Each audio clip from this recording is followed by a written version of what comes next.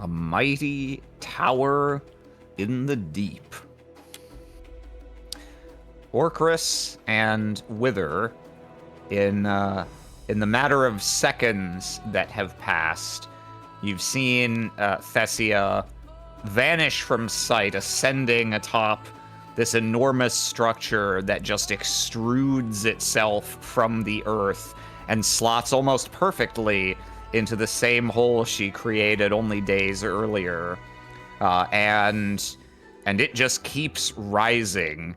Almost, it's hard to say which is more striking, the speed with which it does so, or the amount of time that passes before it finally slows. And before you, the perfectly circular wall suddenly convulses and just forms of its own volition a doorway before you. Ooh.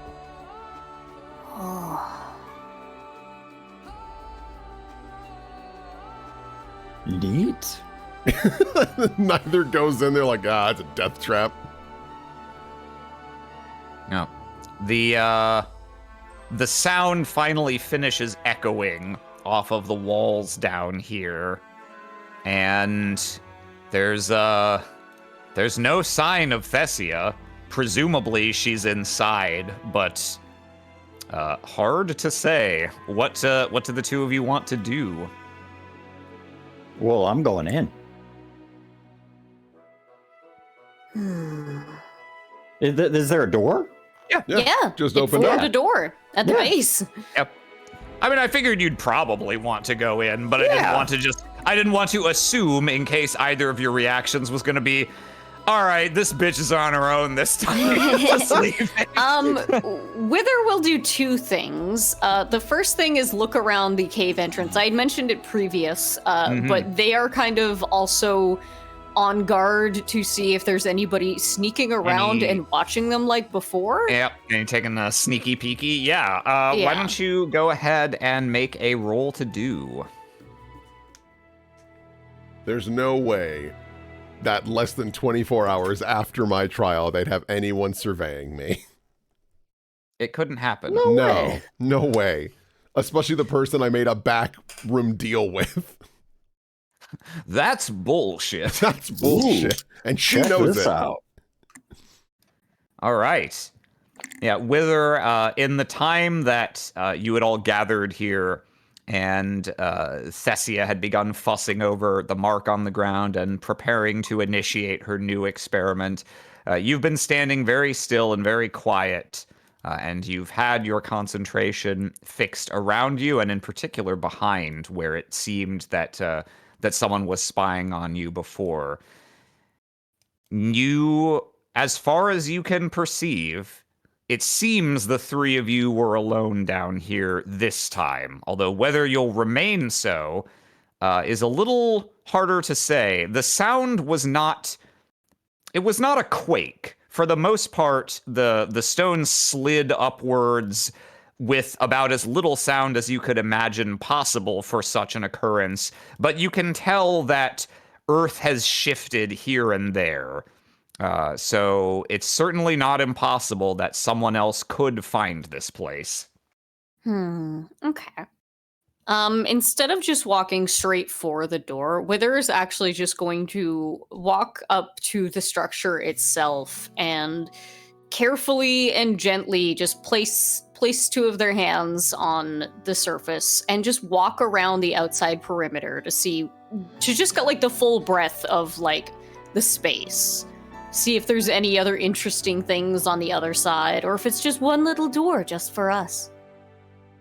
Well, as you walk around the exterior, you do only see that one door. However, looking up the extent of the tower for as far as you can perceive down here in the darkness, your vision's quite good, actually, but the tower is quite tall.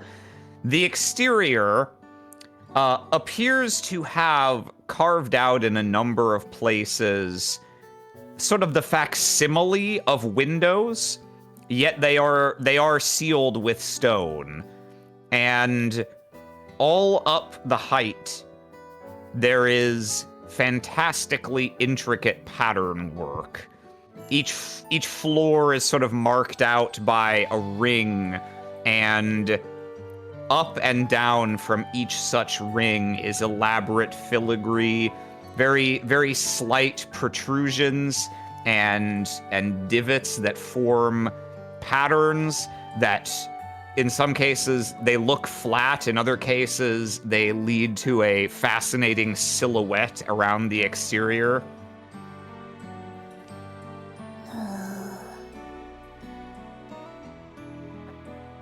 They make their way back around to Orcris. I'm and already just kind inside. of. Oh, okay. In complete contrast to what Yeah. Wither does, I am entering the Orcris tower. is just like, all right, sure, fucking, yeah. Yeah, Orcris, you pass through the doorway. There is hanging there an extruded, it looks like at some point as the stone was sort of disgorging from beneath you, it picked up a vein of silver somewhere, and so at various points on the tower you can see streaks of it. And in particular, this doorway here, in the doorway, most Scon typically uses its lighter materials for things like doorways that need to be pushed aside. So even though almost all the construction is stone, usually some kind of just plant fiber curtain, or for people who have money, actual authentic wood, sometimes reeds. Doors are made out of various things. Typically not stone, because stone's fucking heavy, and most people don't want to deal with stone fixtures that open and close. This, however, is something you may not have seen before. This is the kind of architectural little piece of flair you would certainly only see in the exotic and wealthy of the city. In place of, say, a bead curtain or a plant fiber curtain covering the doorway, there is an oh-so-thin sheet of silver that, as you approach it, you can see is actually individual tiny metallic strands. And the whole doorway glints with it. And as you walk through, you can sweep it aside. And in the darkness, it doesn't look so impressive, you suppose. But this same tower above ground, that door would be gleaming with its reflection of the rings above. As you swipe it out of the way and head inside, well, goodness, even just on the first floor, the biggest, most prominent feature? Shelves. Shelves upon shelves, and every one of them full of tablets. Tablets that, near as you can tell, must have formed fully carved from the surrounding stone. And stairs leading up. It appears this tower's interior is not entirely unlike a pillar. Not entirely unlike your home, in that every floor is sort of a singular space, sometimes divided, sometimes barer or more full, but it simply proceeds up and up and up as the stairs wind and wind and wind. Do you want to head on up? As I start looking at the tablets immediately, I am very much instantly drawn to the tablets. What's the reading like on these? Well, let's see. Why don't I guess I'll ask first. Is there anything in particular you want to look for as you scan, or are you just starting with a basic like? Can I read this? Okay. You know, that's a good first question. That is actually a very fair question. It could just be nonsense. Gobbledygook. Orcris, you pick up one tablet off the shelf, sort of at random to start with. And indeed, this tablet is, you'd dare say, over full. The characters carved into it go almost to the very edges. There's like 2 millimeters of unused space at the end, and otherwise the whole thing is covered in, honestly, fairly small print. So there's a lot of words per tablet, but it is precisely and perfectly formed. It is as neat and tidy in terms of the characters being straight, all the same size, all the same number per row. It is on par with the tidiest job that the most meticulous scrivener would produce in the city. And yes, it is Scani language. It is runes. And I if suppose you at that point, once I realize that I Okay. can read it, I will start just trying to get an idea of what this might be. Okay. At least in the instance of this particular tablet. Let's see. Let's just go with sure. So the particular tablet that you're looking at, let me know, confirm whether you're getting music for me, please, Yep, because I am. mine is back to doing the often just being like, I don't know how to play Oh, a song. Luckily, it corrects for me when I F5. Yeah, so you look at this very first one, and it is with no dates, with scarcely even breaks between sentences or thoughts. This appears to be a very stream of consciousness, event for event recounting of someone's day. There is no context to indicate when, how recently, or who. But this is as a very meticulous, very stream of consciousness daily log diary entry of someone describing what sounds like a fairly relaxed and privileged lifestyle. Anything... Is there anything beyond events? Are there thoughts?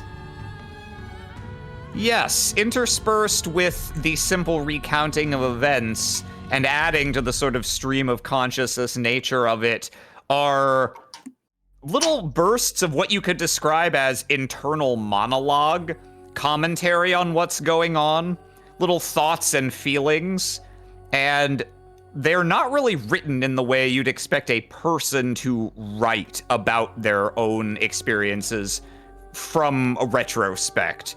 It's much more as if this were simply a transcription of what a person was thinking about directly and unfiltered. As you look at that one, having taken that off the shelf, you can at least see superficially the tablet next to it, and that one you can see at a glance is covered with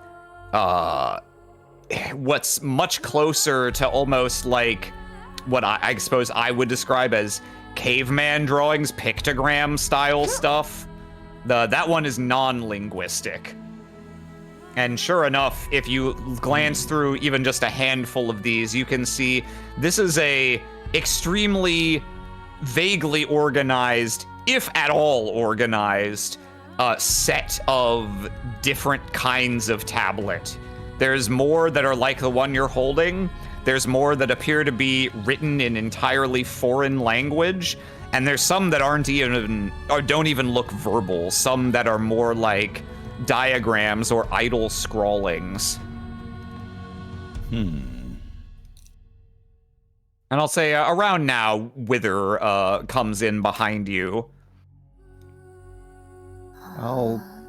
I'll put the I'll put the tablet back. Well. How interesting. What is this? Where? It appears that our Miss Thessia has created herself a library of sorts.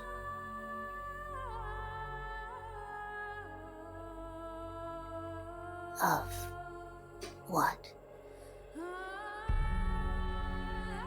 That remains to be seen. They look up to the ceiling, and it's like a spiral staircase around the other side. Yeah, the ceiling in the chamber that you're in is about 15 feet high. It's a high ceiling, but not an impossibly high one. And indeed, from the ground floor, you can see the spiral staircase leads up. But it appears the stairs are in a fairly consistent place per floor. So you'd have to go chamber by chamber to discover exactly how high this thing actually figures. Wither's going to give this room a cursory once over and just look at it and see if anything is immediately familiar. Like if this looks like a recreation of a room that they know from Thessia's home or a very popular public area or anything like that. I imagine Wither has probably wandered into a public library or the equivalent in Scon at one point, just to see what the fuck it is. So they're just trying to see if there's any similarities here, or if this looks wholly unique. You gonna make the pub, have you? Yeah, looking around, this does not appear to be a facsimile of a specific place, but you've wandered the city enough to perceive some of what are likely architectural influences on this place. In particular, the styles of the shelves and the tablets are arranged very much like you've seen at the great scriptoriums in the Lyceum. Although none, if this tower is as tall as you might surmise, none of them contain even a fraction as many tablets as this tower now does. Oh my god. And you also, you notice that although the stone is principally drawn from the area in which you were standing at the bottom of the hole, and so it's got that sort of familiar gray, at times purplish tinge, and sometimes streaked with other colors that you're used to from the interior of the plateau that houses Scon. It also, you notice there are streaks and filigrees of silver inside as well, and you notice some green influences, and in particular, occasionally, a bit of spider motif here and there amidst the intricate carvings. And so it does, in some respects, put you in mind of the thematic decor that you have observed at Thessia's estate. Okay. They will wander towards the staircase. And Orcarus, will you likewise wander? I believe so. Okay. I'll be keeping an eye on the tablets as we do to see if there is a marked change in their in topic as we go upward. Okay, so you kind of want to... Because it seems that they're already not very uniform, but I want to see if there's any other sorts of interesting things that might stand out as we go from floor to floor. Okay. Yeah. I guess I'm looking more for what is uniform about the things on the same floor. Okay. Yeah, I don't think I see any reason to make you roll anything here, so I'll just describe sort of the trends as you proceed upward from floor to floor. Couple things you notice.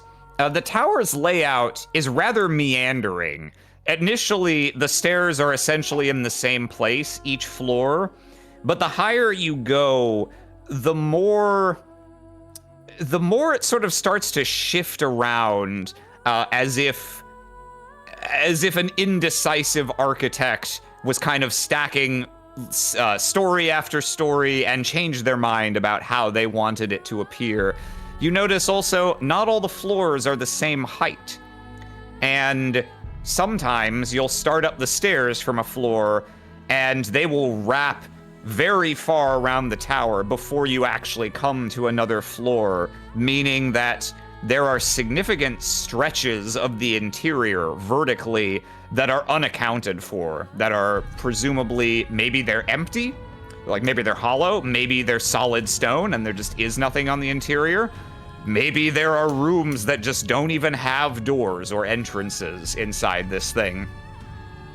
Furthermore, the biggest thing you notice, that while the floors do look the same in the sense that they're all of the same construction, they're all made of the same stone, some are very sparse, and some are so densely packed with shelves and with stone furnishing that there's barely enough space to move around. And it can be hard to see where one piece of furniture or fixture ends and another begins due to the whole interior being molded from the surrounded earth singularly.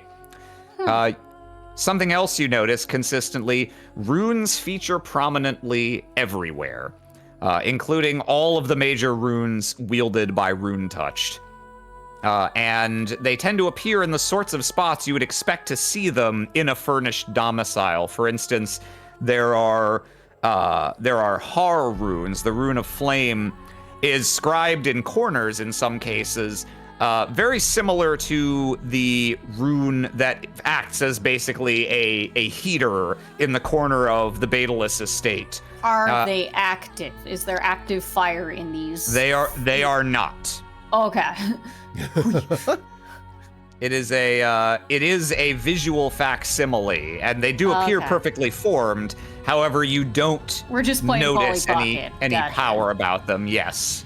You would need a rune touched of that rune to come do along it, right? and tickle them. Yeah, to give it a poke. Yeah. Okay. Interesting. I suppose what I will do then is try to... I'm going to count the floors as I go up. Okay. And I'm going to go up as high as I possibly can. Okay. If you're going to continue up and up and up, then probably, and I guess I'll ask, whether are you going to stick with Orcris, or are there other agendas in your mind? I think yes, unless something presents itself on their way up to distract them. I mostly just want to get to know this place as well as I possibly can before the public, before it is cordoned off for the safety of the public. Mm-hmm. Okay. Because I assume that it is going higher up than the hole. Well, there's one way to find yes. out. Banjo-Kazooie ass voice clip. That's that fucking deadbeat dad polar bear. Yeah, it is. Okay. Then, as you two head up, I will, let me just, let me kill you. All right. Wait, again? Thessia, meanwhile, you do not lose consciousness at any point in this endeavor, unlike when you bored the original hole all the way to the surface. That big tower juts out of the sky through the window in the college. Thessia! Robot house! You don't lose consciousness. However, you are quite beside yourself, riding a very pronounced mental and physical high in the course of this. It feels like riding a bolt of lightning through the sky in terms of how awe-inspiring and invigorating, and at the back of your head, you contemplate dangerous this feels in this moment. You are just barely in control of what your powers are doing, but it feels properly transcendent in the same sort of way it felt when you interacted with this power before. And it takes some time for you to realize, you sort of at a moment you blink and look around and realize it's over, that in fact you've been standing still for some unknowable amount of time, hopefully just seconds, but you wouldn't necessarily put money on it. And you look up and you can see just a faint shaft of light above you. And you realize, looking around, you are indeed still underground, technically. Technically. But this edifice that you have willed into being has risen incalculably far, incalculably fast, and now occupies most of the empty space that you had created before. And you can see there is just a little bit of extra space at the edges. It doesn't entirely block up the tunnel from before, but it fits extremely neatly in the space. It is barely smaller than the hole, and you are standing now on, well, in spite of being underground, you are standing on a roof. I think she's going to do her best to make sure that she is, like, stable in where she's standing, because she doesn't want to fall or anything of the sort. Looking around, not just up, but, like, to left and right, am I on a level, or is it just, like, wall immediately to the sides of me? You are standing at roughly the center of the roof of this tower, which is very gently domed and surrounded at its edges by a sort of I don't think parapet is technically the right word, but you know, crenellation. Yes. Holy shit! Thank Austin with the fucking save. Wow, incredible. Yes. It's Scanian style, but a wholly unique creation. It doesn't look like you've recreated an edifice from any building you're actually familiar with. And you can see just past that are the walls of the tunnel you carved before, the hole. Yeah. And you can also see near the edge of the roof, there is a flat section that does open down into a stairway. Okay. And so essentially, we're not like in an open cavern at the top of this. No, okay. you are still in the narrowly defined tunnel. Okay, cool. So she will see the little like stairwell and it's like, well, this is probably the better course of action. I also need to go check on Wither and Orcris. And she's going to scurry to the stairs, but the entire time, her eyes are just wandering to everything that was created and like doing, while maintaining a decent pace, but occasionally like doing a full stop, like studying the structural integrity of like, is this stable? Is this sound? Or is it a thing of like, yeah, it looks nice, but like one quake and the whole thing comes down. I 3D printed my fucking tower. 3D printing, actually a very good metaphor for like how this looks, I guess, now that you think about it. So I'll say first, if your first thought is like, I wonder if this structure I've just created is structurally sound, you take a step and probably immediately that concern is overridden by, am I structurally sound? Because you take a step and have to suddenly catch yourself from falling over as you realize like, oh, you hadn't perceived this in your sort of state of euphoria, but wow, did that take it out of you? Yeah. You have to kind of catch yourself. You can feel like your limbs feel at the same time dead and tingly for a second. And so you do a bit of staggering around first. And I mean, first data point is good. You fall partway to the stone beneath you, and it feels like stone floor that can support your weight. So that's something. That's something. Yeah, if that's the case, I think she's on, I was going to say all fours, but no, on all six. Spider! Spider. Well, technically, no, she doesn't have 8 limbs, but she is just taking deep breaths and just kind of like processing. Doesn't have 8 limbs yet. Oh. You never know. Like the way that on the surprise round wiki, Dia's race is listed as human for now. Yeah. So you're going to head down into the interior ? As you do this? Yeah, and I'm definitely going to make sure that if I was smart, there must be railings to grip as I'm going down the stairs.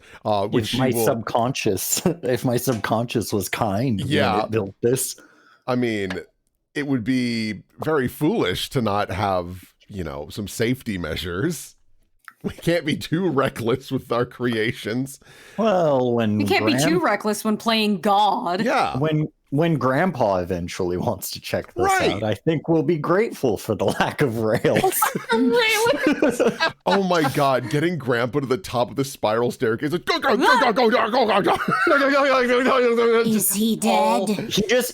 He just steps on it and then makes it an escalator. I'm going to attack them head on. Yeah, I think she's going to be using like 3 arms to like support herself along walls and railings. And the 4th is like actually putting pressure on various things just to see if like it's just going to like fall over or if it'll crack or anything of the sort. Yeah. Why don't you give me a roll to assess your work here?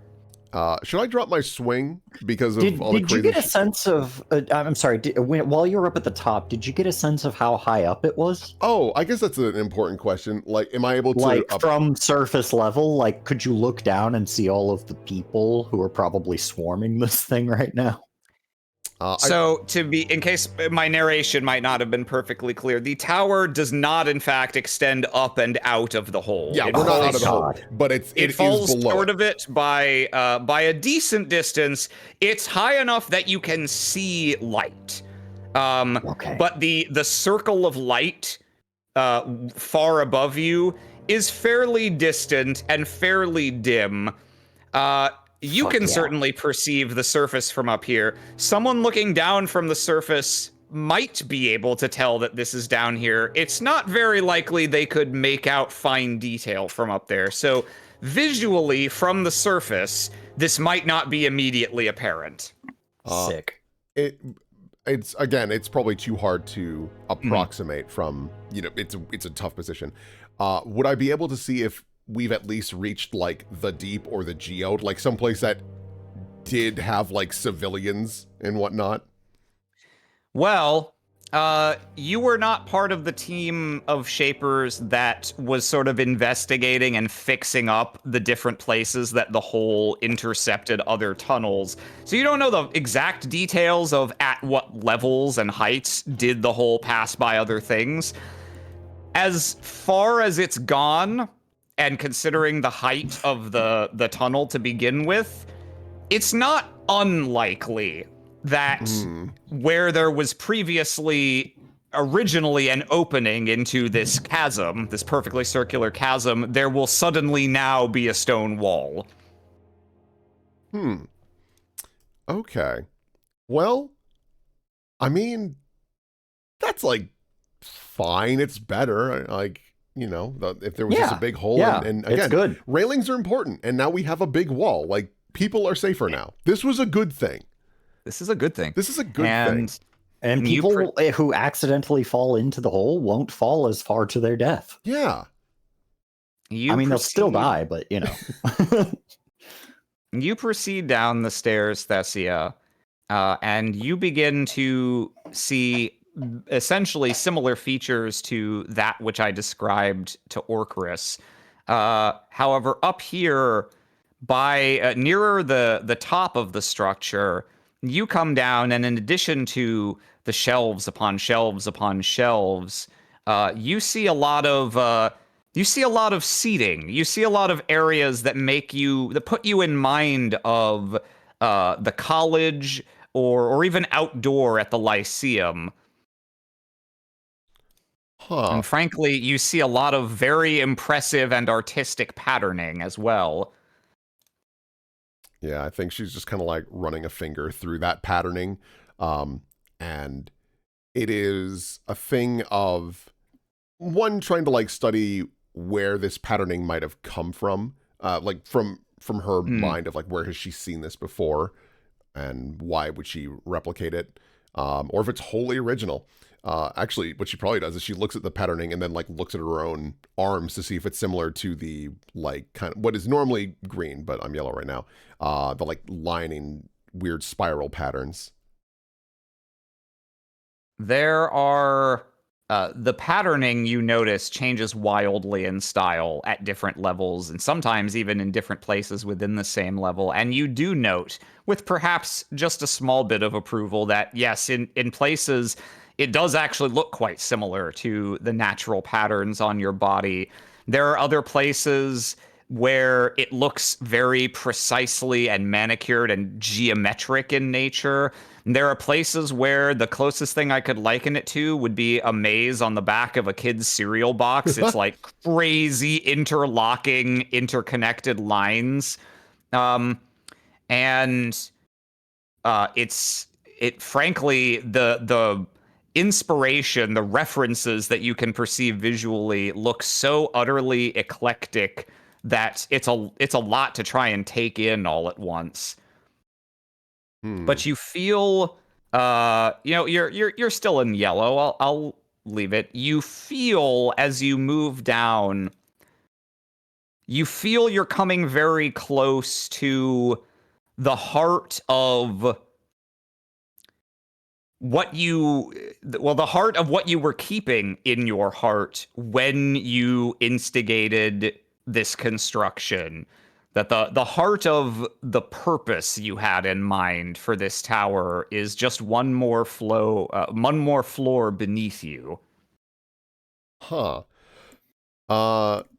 She'll descend because obviously she wants to look at those tablets, but there is a kind of natural pull to go into that lower floor, so she'll continue onwards.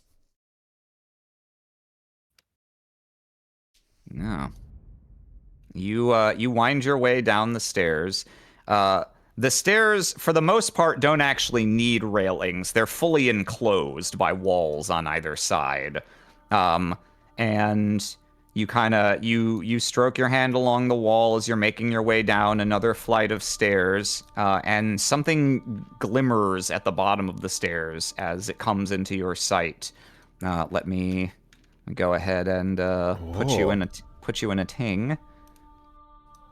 Yeah, unsurprisingly, I only made one floor Fair. of this place to start No, with. that's fine. I think that's more than reasonable. Aram spending a weekend making a 20-floor place just for us to ignore 18 of them. Like, this is scary, let's blow it up. Hey, listen, when we had Toter Towers, I was like, yeah, there's 100 floors. I made 5. Ooh. Thessia, you come down the stairs, and you can see emerging from the wall at their base, it seems on your way up, you had instinctually pulled at some veins of crystal, which you have wrenched through the stone and into a form that very much resembles the sort of indoor plant that's common decor in Scon, but made entirely of crystal. I think even though she is like still exhausted, there is like a giddiness of seeing just like how intricate all of this truly is. Like, you know, recreating vegetation but in crystal form. that's a nightmare to do. And to have that just be one aspect is well beyond her expectations of this experiment. Now, in front of you, you can see there are more shelves and seating through here. And I'm sure by now you too have noticed that the shelves are indeed stocked with tablets already somehow. The furniture is honestly not the comfiest because it's all made of stone, Right. but it's all exquisitely made. She'll grab a couple of tablets and just like do quick skimming just to see what the general detail is. Kind of similar to like what Orcris was doing. Yeah. Yeah, you skim, and the first one you pick off the shelf is either nonsense gobbledygook or a language that you're unfamiliar with, which is immediately like kind of disappointing probably, because you're like, oh, are these all just like props? Or did none of these actually say anything?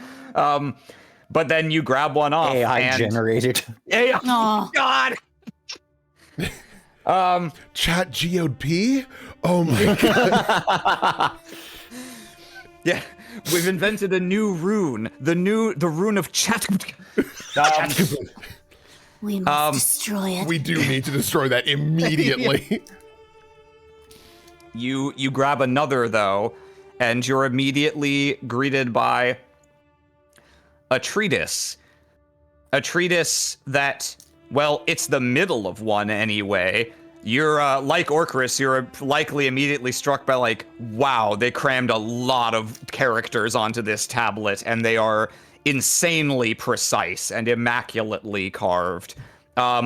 It's like, it's as if you had grabbed a middle page from a thesis that you exactly remember writing about 2 years ago. Huh. She kind of reads through it and is like, I guess there's really no like handwriting because it's all using like the etching tools, and I can't imagine there would be like a well, Everybody has a unique way of doing things. I guess so. So, I guess that's ironically the pinnacle of Scani calligraphy, quote unquote, is to have no unique way of doing things. The absolute the most prized and most proper way to commit the written word is you use your little metal block prints, and by hand you make something that is as exactly straight and perfect and simple as possible. The more there are imperfections and deviations, the more you have any sense of handwriting, quote unquote, the less respect you are showing to the text. And by that measure, these are a masterwork. She'll be very pleased about that, put it aside, and like as she's going through, she's going to keep grabbing tablets, doing a quick scan of them to see if anything catches her eye in like a particular detail. Because now that she's like, okay, so there's stuff that I can't read at all. There's stuff that's clearly a language, but I don't know, which is weird. And there's stuff that is directly from me. What other things could there be? Because meta-wise, I have a hypothesis, but Thessia can't have it yet. We can't have all the things we want. No. Why don't you give me a roll to on spec try and figure out the different nuances you might be looking at here. Sure. That's fair. My brain is mush right now. Yeah, to be honest, I think once you find the one that's your writing and you can see, like, frankly, how immaculate these are, I think you might be a little caught up on yourself at this exact moment of like, wow, just this is fucking awesome. What the hell? This kicks ass. What the hell, Bulbasaur? The Bayless family has never done anything wrong.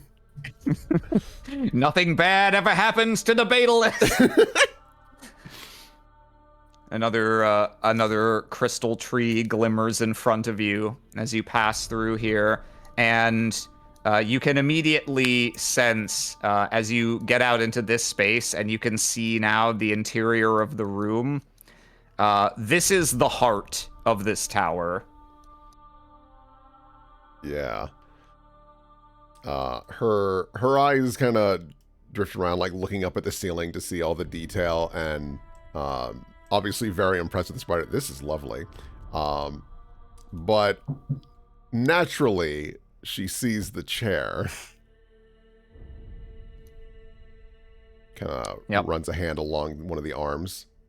You can see that the instinct you get when you enter this place is it immediately puts you in mind of the gathering areas that are common in the runic colleges, just like the one in the entry room of the College of Alteration. The seating is clustered around so that, to facilitate a group discussion and exchange of ideas. But unlike there, it would be impossible to look at this seating arrangement and say that this was a seating arrangement designed for a group of equals. Yeah. I think she would just, like, very slowly plop herself down and just kind of stare outwards, just kind of, once again, finally catching her breath. I genuinely believe that as she was reading through the tablets, she was almost like stopping her breath just to be like, holy shit, just looking around. You hear footsteps. She just like leans on one of her hands and looks at the stairwell, trying and crosses her legs, looking expectantly.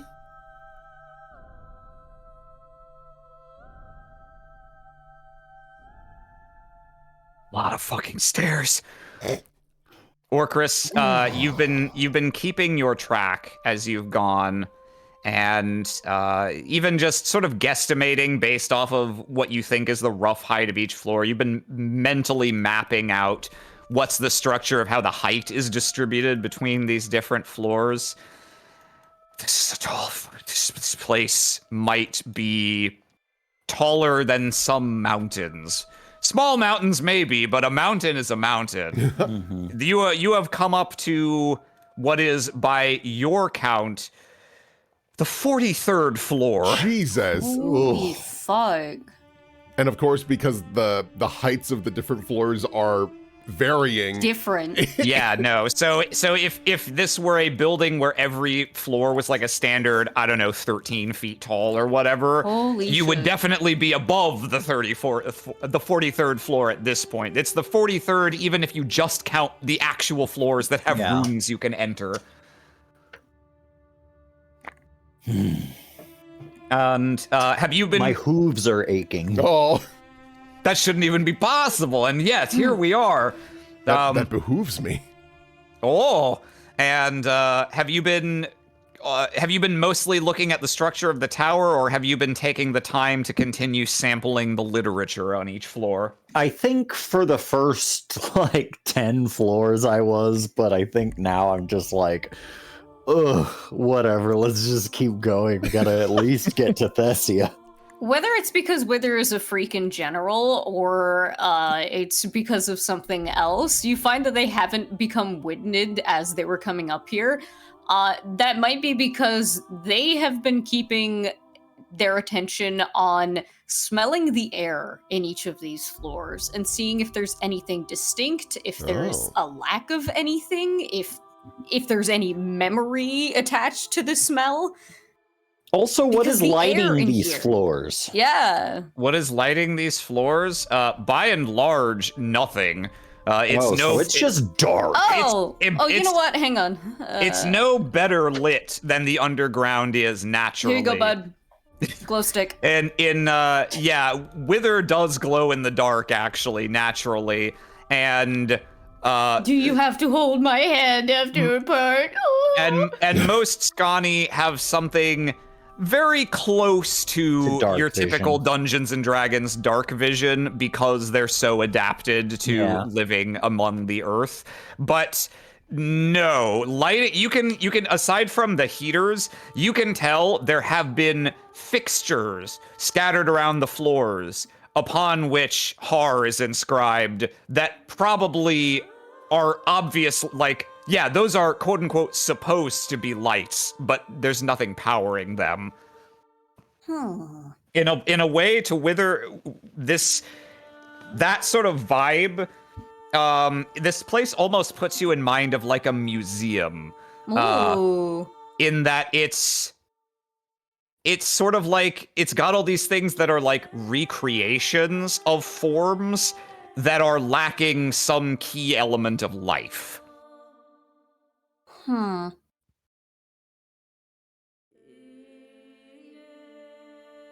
if you want to, you can give me a roll to do to taste the memory tang and see hell see if yeah. you can pick up anything. Give it a little sip. Oh, or a big sip.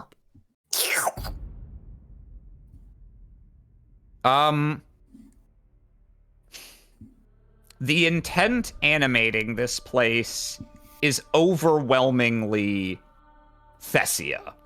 It you know, I guess maybe I could liken it to dogs get used to people's smell to an extent that if you wear like someone else's clothes, you almost feel like a different person to that dog.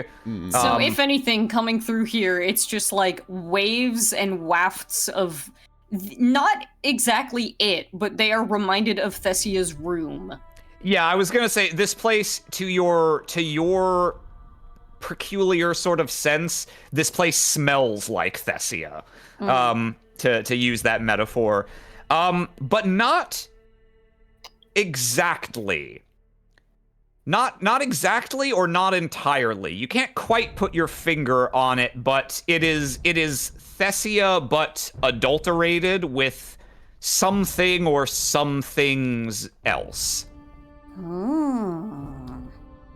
And you do get the faintest sense of what, to again, metaphorically go into a completely different sense, you get a sense of motion, of very faint animation that is curious. It is at odds with the sterile physical interior of the place, of this place that's entirely hewn out of lifeless stone and has no other material in its interior.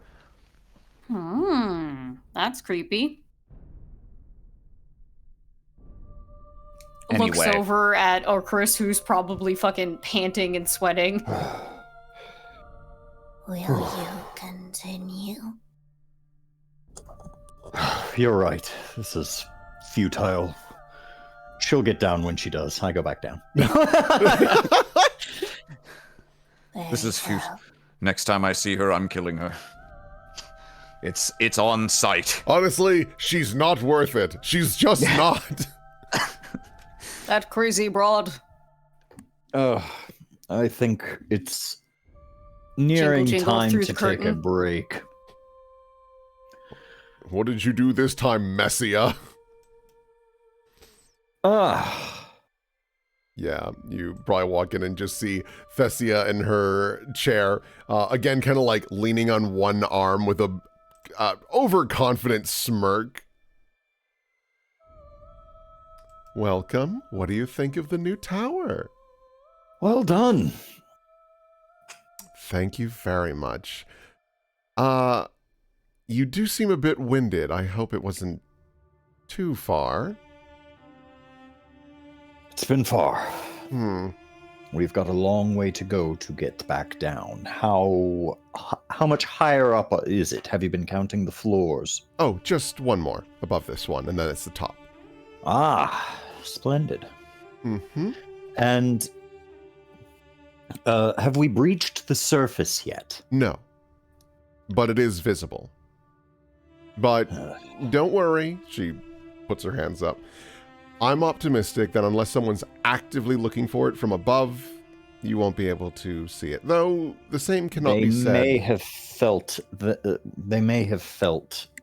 a tectonic shift. Yes, that's very likely. As rapidly as it was constructed. Just a quick sidebar. Wither standing over here by this crystal, you are now illuminating the room. The crystal plant twinkles and reflects the green light glowing from your body, casting the whole floor in what I could describe as TV's idea of what an irradiated bunker looks like. They hold their hand out to touch it. It's a plant. You touch. This plant is a liar. This is stone. This is crystal. This is bullshit.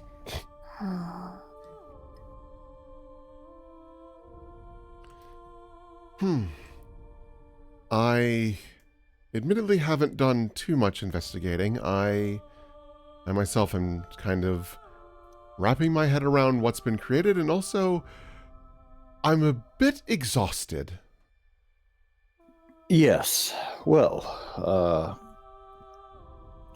have you gotten any sense of what the tablets are? Not especially. From the few I've looked at, one made no sense whatsoever. Another was a language I have seen, but I don't know. And one was actually a thesis I had done a few years ago in striking detail. That you had done? Mm-hmm. She nods. Interesting. I had read one on the first floor, the first one that I had looked at.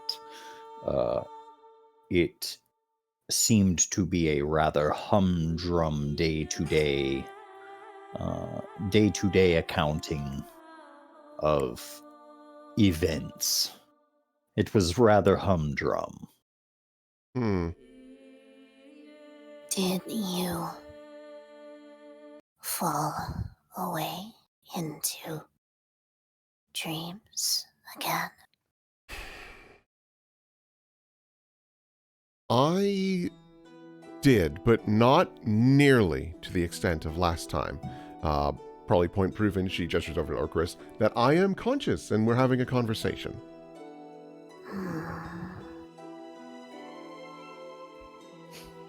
Just a minute, I need to measure your tree. Calculating. We did not mean to press that button. Just imagine Wither casual just like takes out a measuring tape. Measuring tape. Yes, yeah, puts it back. Yep. And that's if we can get our guys in here. That's if I can get my guys.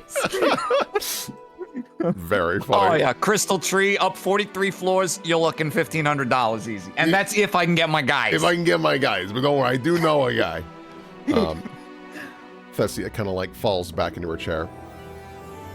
I would very much like to do a more thorough examination of these tablets, mostly because if these are stream of conscious, and I assume people will come to investigate this at some point, I don't know if I want all of my thoughts written down.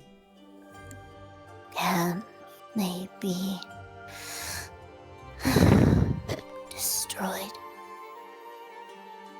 What's this now? They will pick up one tablet, a random one off of this shelf.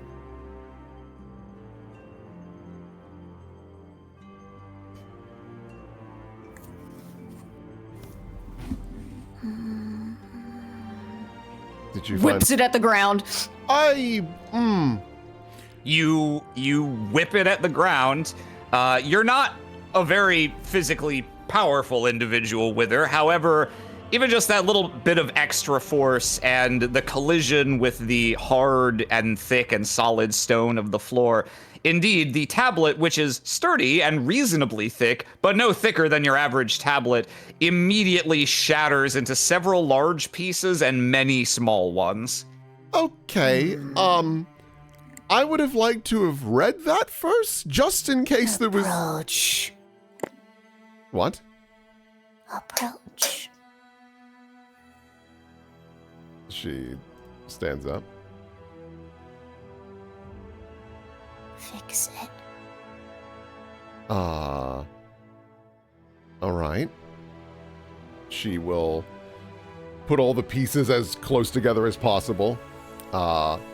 And I guess, well, she does actually have the rune on her chisel, so she's going to pull that out and use that as kind of the catalyst to try and activate it, because you're seeing a bit of my vainness. I will not mark up my beautiful tower just yet. Mm-hmm.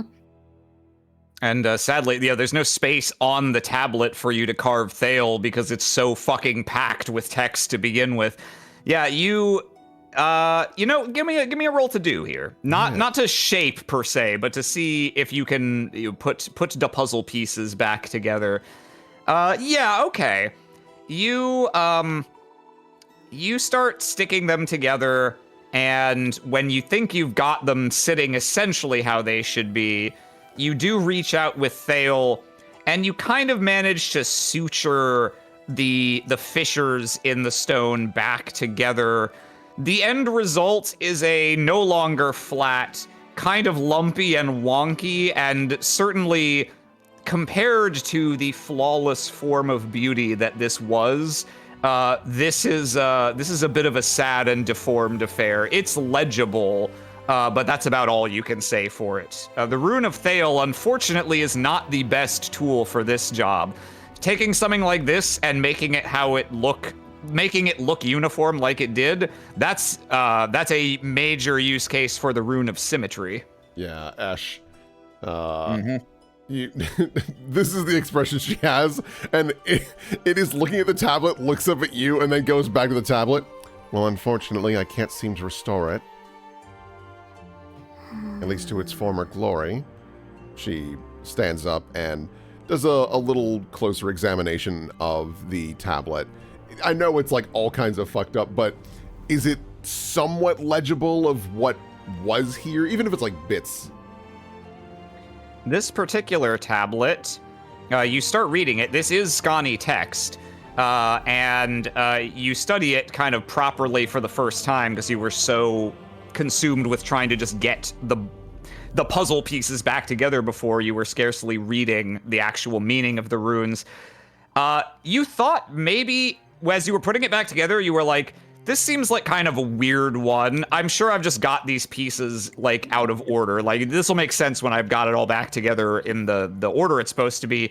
But as you scan over this, no, it looks like this really is how this tablet reads.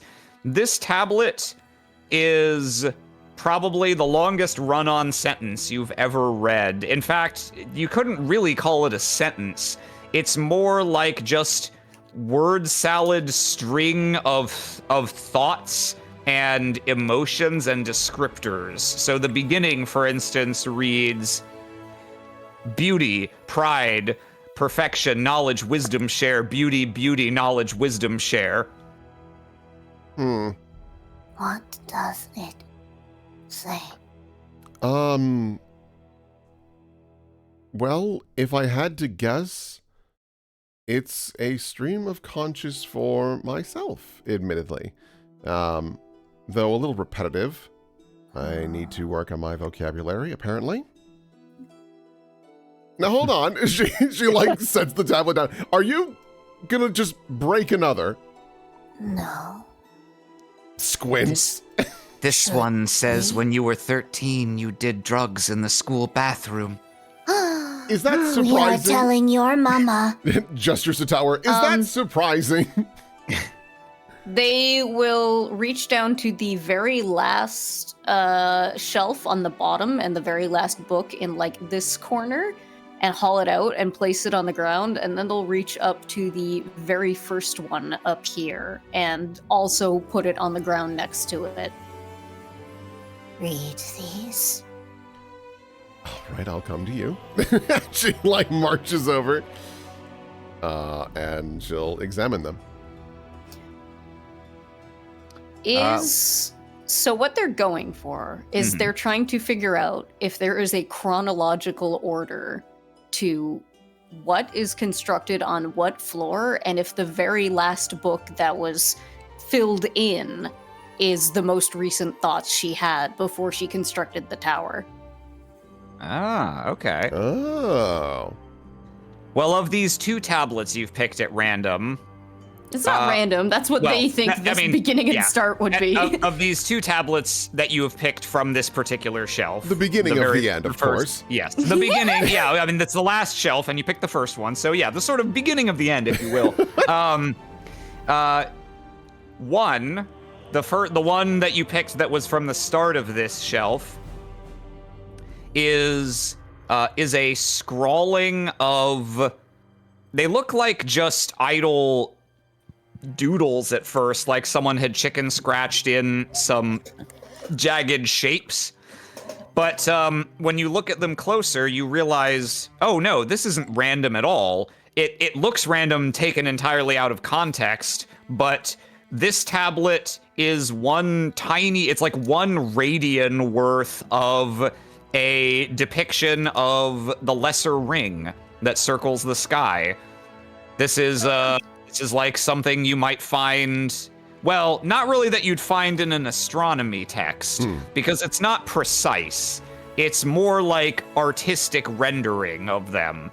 But yeah, that appears to be an illustration over there. And then the other tablet that you picked out, Thessia, it's a little more intelligible than the one you looked at before.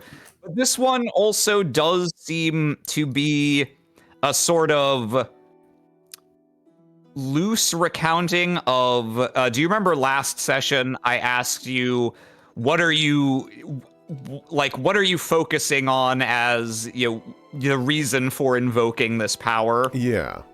It's sort of a loose, if at times repetitive summary of those things. Phrased in words, probably not how you would say them out loud, but more how you think of them emotionally inside of your family and your personal pride as a shaper and your desire for a Skan that shares knowledge more than hoards it. This is aspirational. She takes the tablets and then puts them back on the shelf in their appropriate locations and kind of cups her chin. I'm wondering, it seems like... I mean, I've only grabbed a few, and I need to do a more thorough investigation. I'm wondering if this specific part of the tower is more of the emotional side of me. Because from what I've been reading, it's all things that have been correlating to maybe not specifically how I felt while creating this tower, but, I mean, she gestures back. The thesis I had written, I was extremely proud of.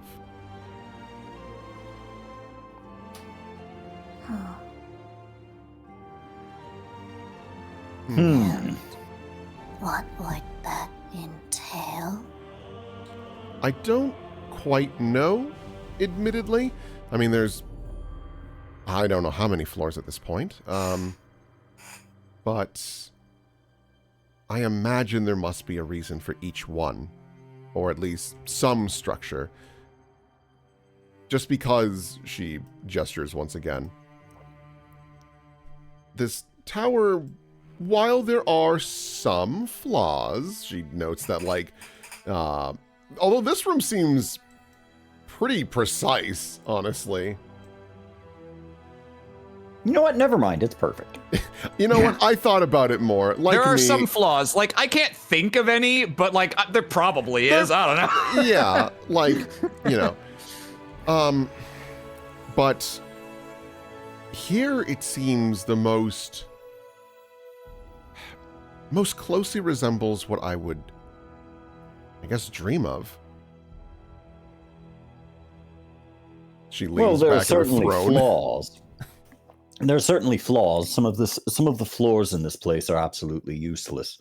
There are also the heights of each floor are not consistent, and also,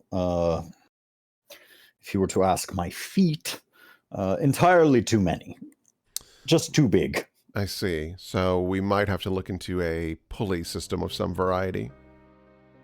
Maybe. Regardless, I imagine this entire place will be cordoned off once others come to know it exists. Oh, just kind of flops back in the chair. It's for the best right now. After having created the whole, I very much doubt you'd want to go through another tribunal explaining why you went back to the scene of the crime and then built another.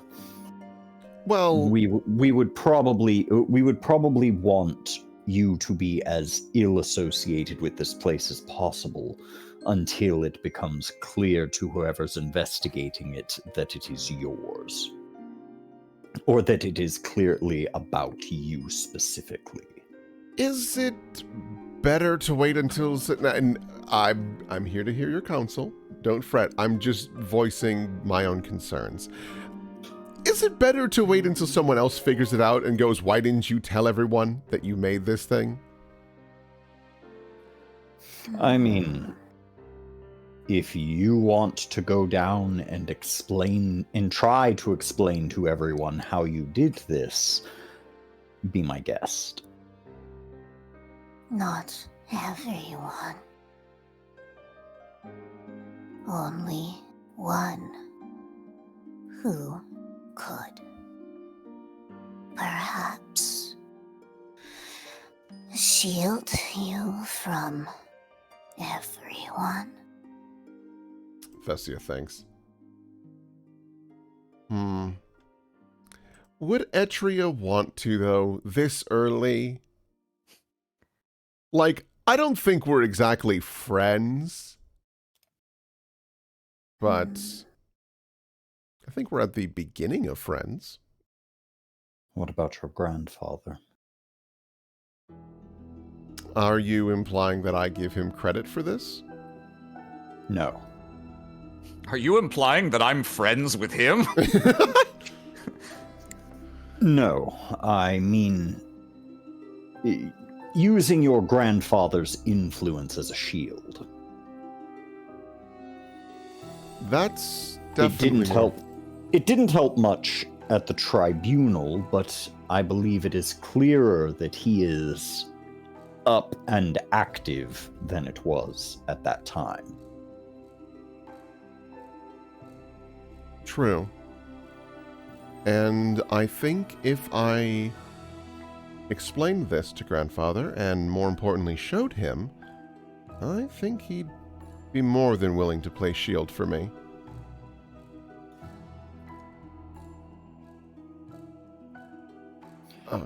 Well,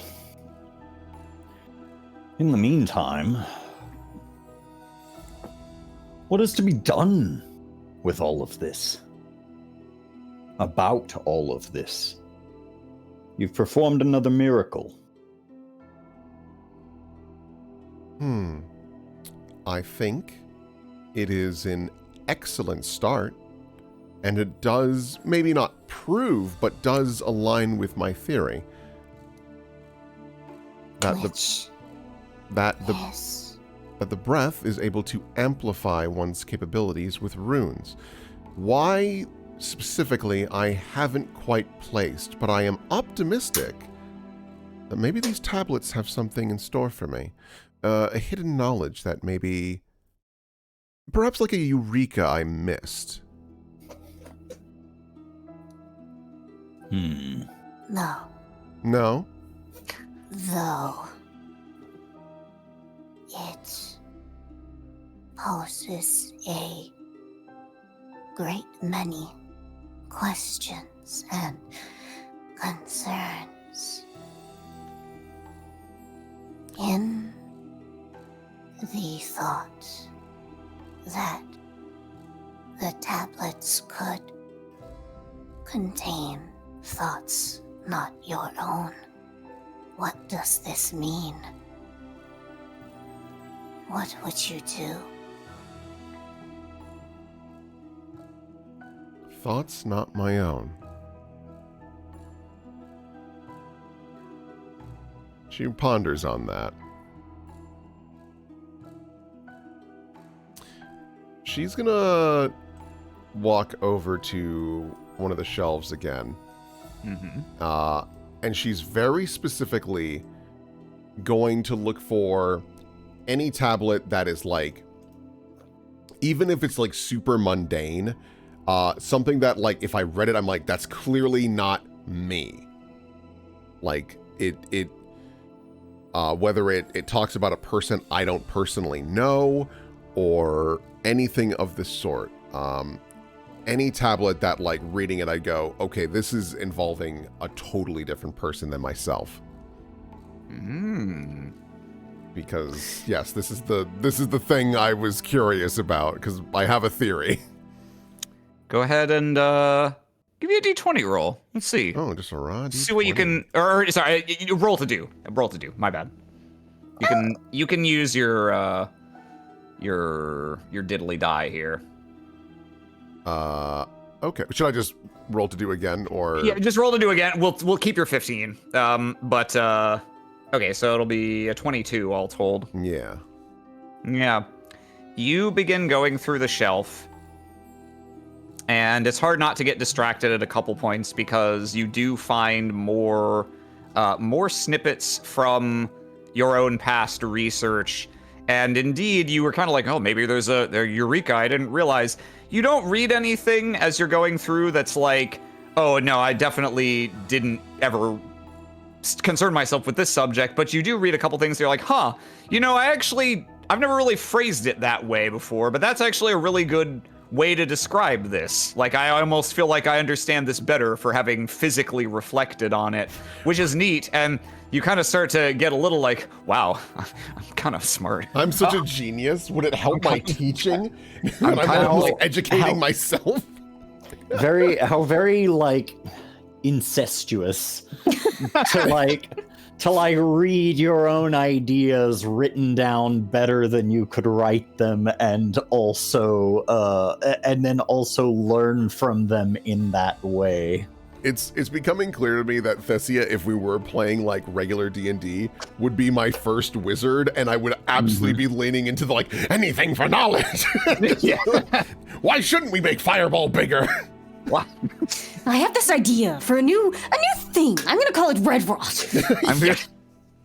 I'm gonna call it Fireball 2. It's like Fireball but bigger. I don't understand why no one's done this before, to be honest. Foolish idiots, simpletons. Idiots. Yeah. Yeah, you almost get distracted with the mental equivalent of like catching a glimpse of yourself in the mirror and being like, oh, hello. But yeah, as you continue flipping through, you get back into some that are more just descriptive of things that you were seeing or experiencing. And you start skimming through one that's talking about looking at the sky and daydreaming, and you're like, yeah, that is me.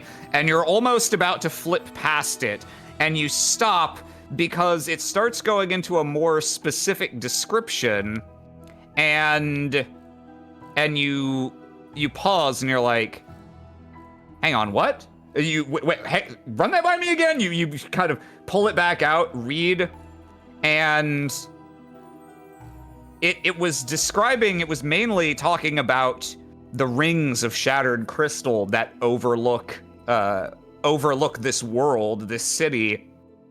But a passing turn of phrase catches your eye. They were looking at it, and they offhandedly mention the observation, looking at it in between the leaves. And you reread the context of the sentence and realize it seems like this is a description of looking up at that sky, that familiar sky, through the boughs of some enormous tree. A tree? Looks up at the tree they're under. Yeah. It describes it in a very alien way, too. You get to about the end of the tablet, you frankly want the continuation, and it's not the next tablet, which is a little frustrating. But the last thing, when you get to the very end of this, it offhandedly describes their color. It's talking about leaves that are green. Ew. Like me. It all fits together. You move on to the flesh Of course, this is about disgusting. me. No need to worry. You move on to the next tablet also, as you're like, oh, well, hang on, does this continue on the next one? It doesn't. The next tablet is just the same words repeated over and over every line. Help me, I don't know where I am. Thessia, there's like a kind of shiver that goes down her spine, and she thinks, I may be jumping to a wild conclusion here, especially considering this very haunting tablet, and she hands it over to Orcris, who she's like, you would probably find this intriguing. Ooh. The breath, when it hits someone in large quantities, it essentially melts them away, and if I'm not mistaken, and if I'm recollecting, the time I saw it happen to people in the mines with a businessman I was hoping to work with, they too turn into breath. The breath is an overwhelming amount of knowledge, emotion, and it can push us to an extreme if consumed in a small quantity. Is the breath just the remains and, I guess, memories, ideas of people consumed by it?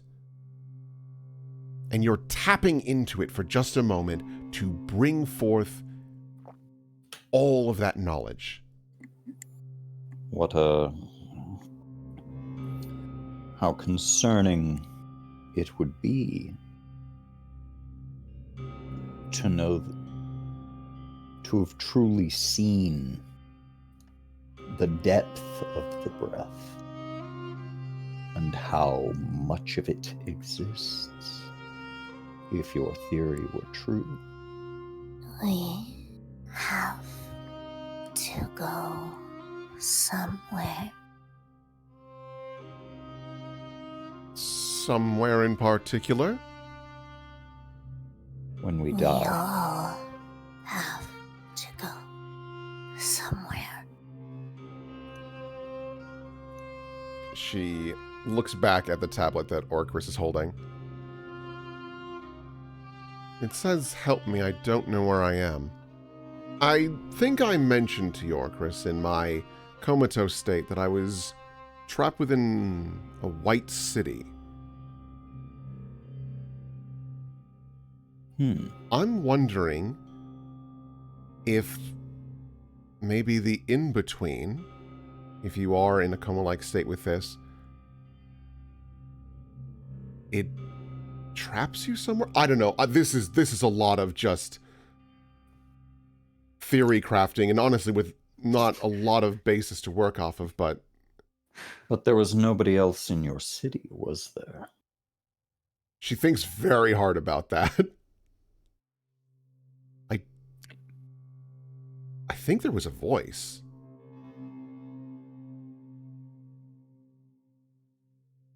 I don't know. I know it's only been a few days, but it was essentially a dream, and you know how easy it is to recollect those. Sit. You see her instinctually go back to the throne. I think at this time, if your theory holds weight, then it becomes all the more important to find out who gave you that vial. Right. Because they seem to know. She kind of taps her chin and thinks about that. You see her other hands, like, rapping on the chair with her fingers over and over again. Else why would they give it to you in a non-lethal dose if they did not know what that dose is, and if they only believed it to be capable of killing you? Clearly someone has had the same theory as me, in regards to the breath at least being able to amplify the power of runes. She thinks about that. That theory by itself could be tested. We would just have to find someone who is better with a different rune and replicate the experiment.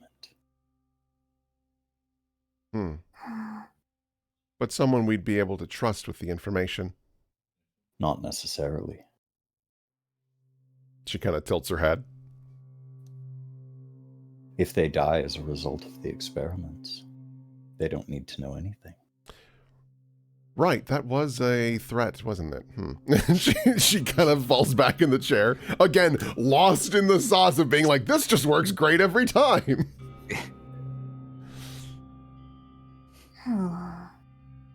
Or if they die shortly after.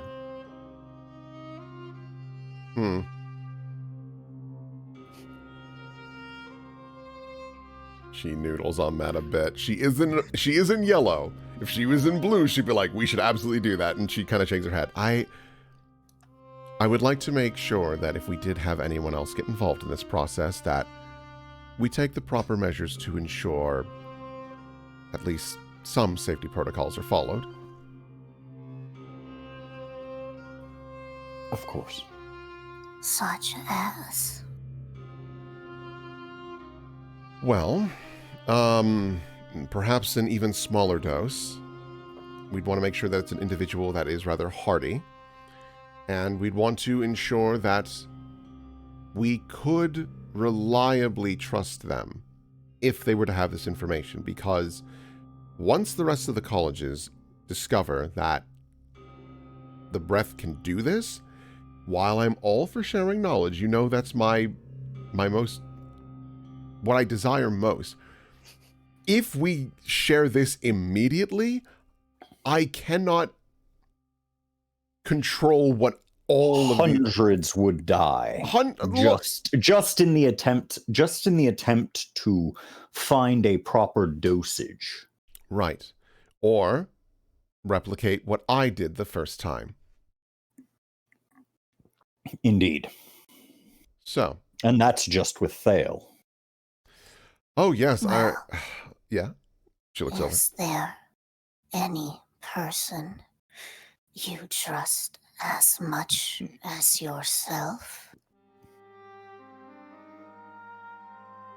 Is there any rune touched with capability such as yours that could restrain themselves?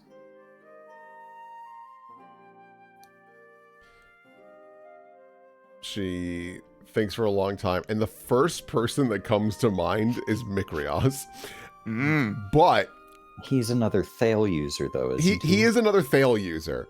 But the other main thing is she's like, I don't want the possibility of one of the kindest people who has a family getting incinerated just so I can go, too much, huh? Yeah, okay, never mind. That doesn't work. I mean... Sorry, bud. There is Kreatar. Though I'm not sure how much I want. I genuinely, I think I could trust Kreatar. The problem is he never shuts up. And I can't imagine he would withhold that information from his family, who I know would push this to the full extreme. What is Kreatar's rune? Shining. He's a bright. fiery boy.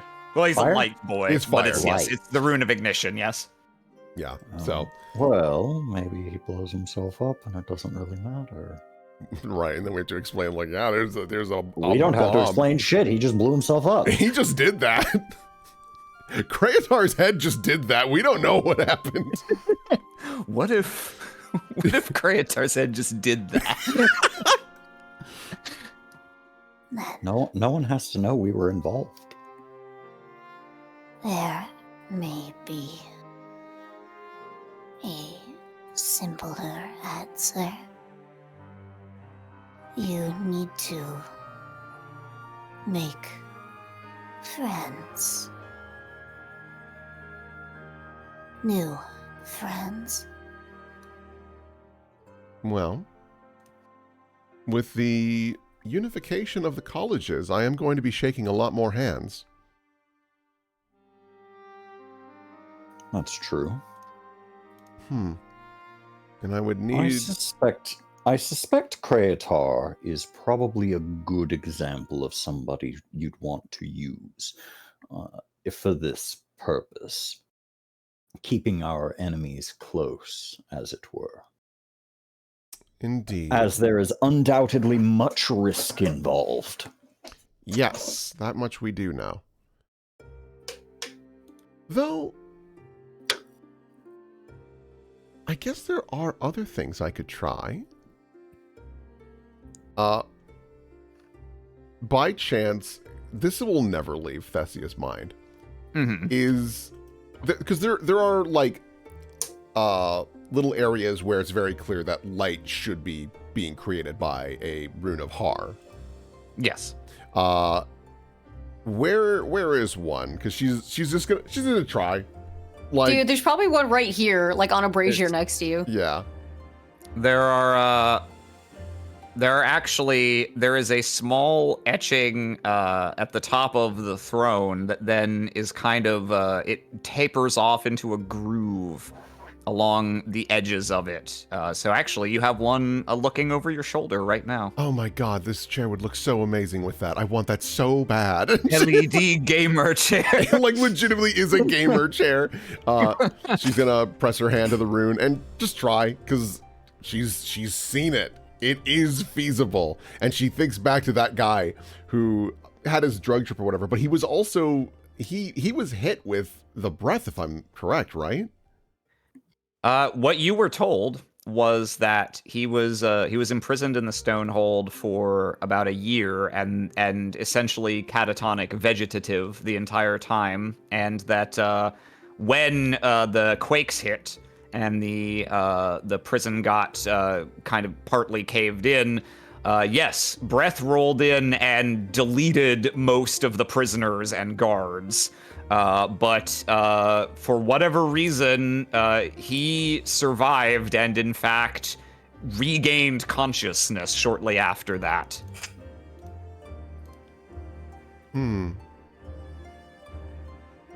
Just had a thought, but I don't know if I should voice it. What are you thinking? It would be meta knowledge, but did you guys read or find any evidence of any of those guards having been rune touched with Har? Guards. Which guards? The ones who were present when Myron was trapped. Yeah. And sucked it all in. So he more what would be intriguing is if one of them had tear, because that's what he used. Oh, I thought he used fire. Okay. Yeah, no. That was crossing my mind. I was like, was someone else down there rune touched? And like, also feasibly, they didn't know, because there are people who are rune touched, but like, because they don't have the accommodations to learn it or like truly experiment, they never do. So yeah, Thessia will like really focus and try to like tap into the back of her mind of like, okay, by chance, is that how this bullshit works? Okay, so you're going to place a hand on trying to activate this Har rune? Yeah. Okay.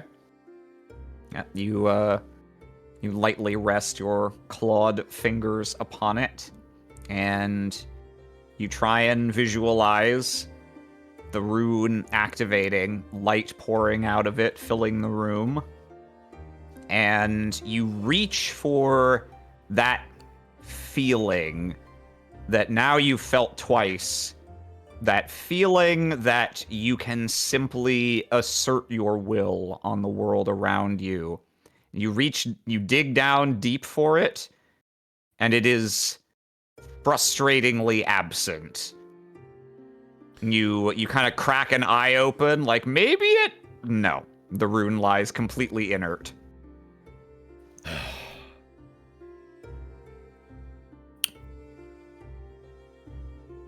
Worth a try. I feel like I'm close. Like, I know We that have literally every time... Somewhere to go. Where do you need to go? Your minds.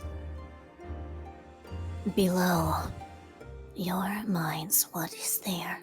What was there before?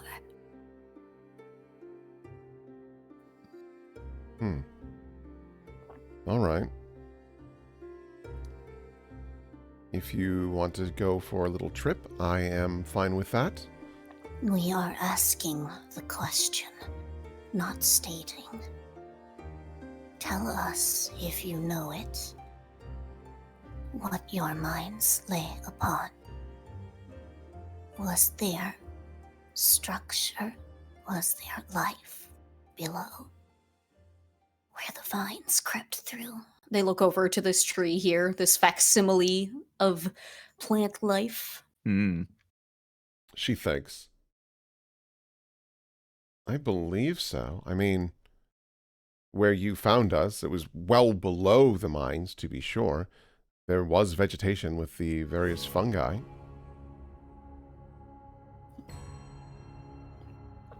Wither has been down there before. God knows how many times they were in that cave in particular, that stretch. Did they ever find any indication that there were parts of Scon that had been lost to the breath down there, that there had been previous cave-ins or even little ramshackle hideaways that people had before the breath rolled in? Or was it just plant life and animals? I would say, down that deep, and knowing the city's history, it's probable that on rare occasions, since you've done so much wandering down there, you have found places where tunnels had begun to be dug that had struck some underground obstacle or problem and thereafter been abandoned, been usually sealed by a deliberate cave-in.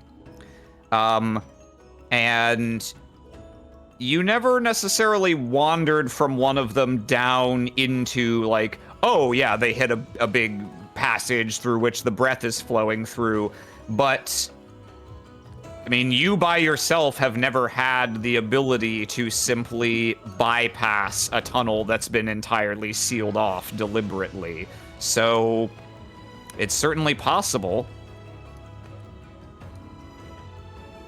And there have certainly been times while you've been down there. You've never seen signs of abandoned civilization per se, but sometimes you've gotten the feeling, completely unquantifiable, of being less alone down there than your other senses would indicate. An easy thing to overlook and simply get mixed up amid all the other competing impulses of consciousness that drive you, but one that on reflection does begin to resemble what could be a pattern. Something with some sort of meaning. Has your families... what is the word? Have there been incidents with your families mining beforehand? In history? Lessia thinks about that. Yeah, I guess have we had an unexpected amount of cave-ins before, besides the one that caused all this nonsense to even start? Unexpected, probably not. Given how many mines your family operated at its height, Yeah. now greatly diminished, most of them taken away from you and entrusted to other families, especially Peliakaios. Given how many you oversaw, you had a non-trivial number of cave-ins that you've had to manage over the generations, but probably not more than you'd expect per capita. This most recent one is you are not aware of any record of one of your family's ventures previously being overrun by breath. No, this is... The most recent one was the only one that I can think of that had a direct connection to breath.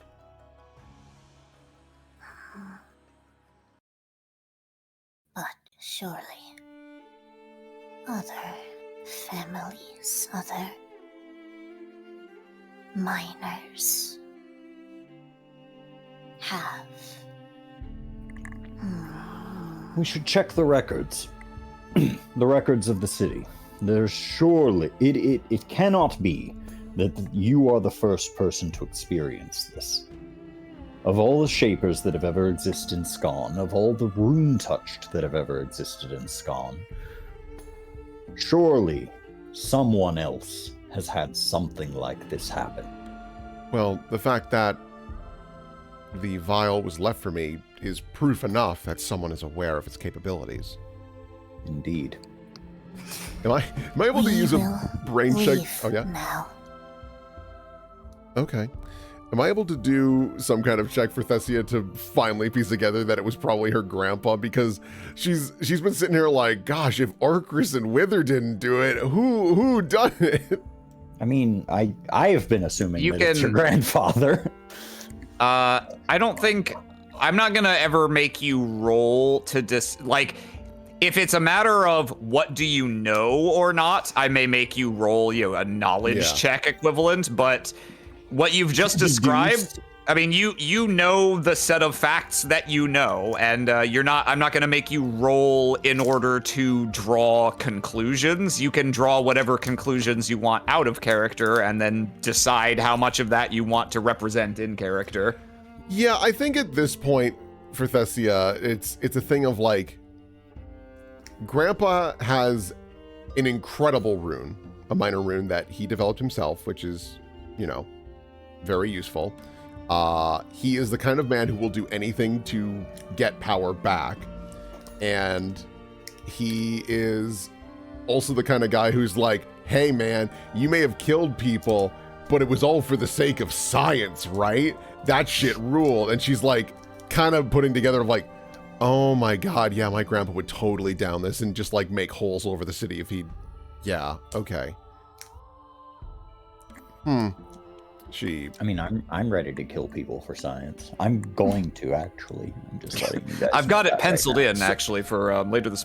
So like if I was in blue, my evil stat, I think it's just at this point, blue is my evil stat. My immediate hypothesis is like, well, why wouldn't we just capture a rune touched? Have them get hit by the breath in a controlled environment, grab the breath that they become, and then consume that. Like, then we are controlling what is being consumed instead of this like weird miasma of it could be fucking anything. Interesting. I hadn't considered that. That's what my immediate thought was, is like I was hearing. You guys get one guess about what Wither's gonna go do. I was just about to go feed the breath to some fire guy and fucking lock him away somewhere and see if he explodes or whatever. Do I need to turn the scheming theme on? Maybe.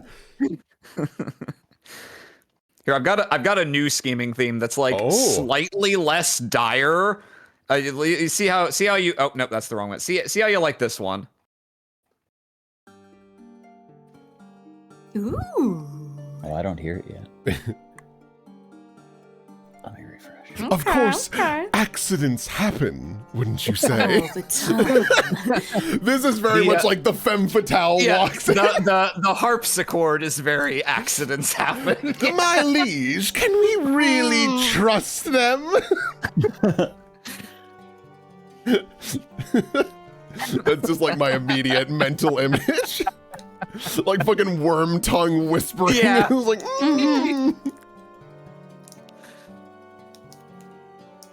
Right. Obviously, there is a lot more I would like to investigate here, but unfortunately, I think you're right. I need to vacate the premises, or else I'm going to get in even more trouble. Yes, it's probably for the best that we not remain either. I think I'm well rested enough to make the trip up to the top just to say I did it at this point. I might as well if there's only 2 more floors, and then I can begin the journey downward. And for you, I can carry you back down. Don't be ridiculous. You thought about it, though. No, I didn't.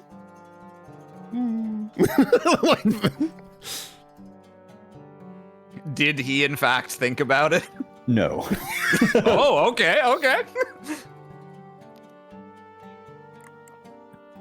But Yeah, he is or now. Chris. I like you, to imagine like the crisscross framing of Orcus walking up the stairs and Wither walking down, and it like slashes between them. Thessia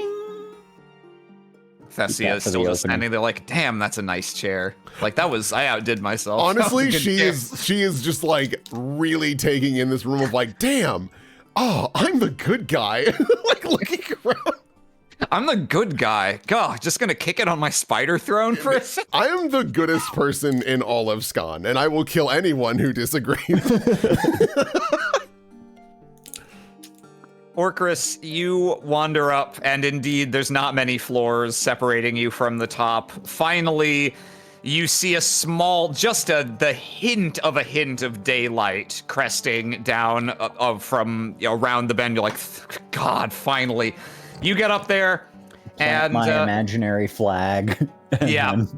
then start walking down. Indeed, it's just a small circle of light up there, and the very, very distant bustle of the city, extremely washed out, echoed 1,000 times, but you can faintly perceive the non-silence somewhere up there.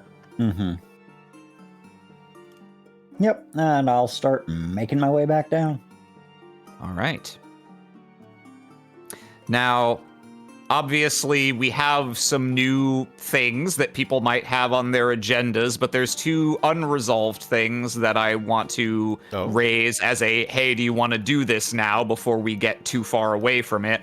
One is Orcris going back for his meeting at the records place, if you want it. Right. And the other is Oz, you wanted to go take a little field trip to the cocoonery.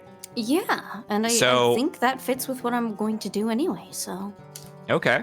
My meeting at the records place. Yeah. You had arranged to come back so that you could. Sorry. Well, I'm sorry, guy. You had arranged an appointment to come back in several days to speak to one of Etria's staff scriveners, who handles seemingly some of her more sensitive stuff. Yes. So you're not obligated to go back, but you can. Yeah, I probably should. I just don't remember what the information I was trying You to were gather seeking was. records on who was in attendance at the tribunal. I'm assuming to get a list of suspects for the fucker. Yeah, the enemy stand. The enemy stand. I need a list of all witnesses. Okay.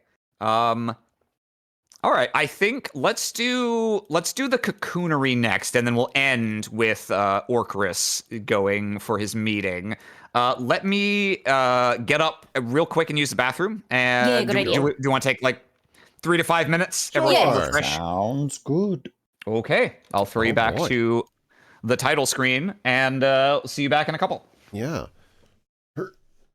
Oh, and there's no music. Oh, chat. We are so sorry.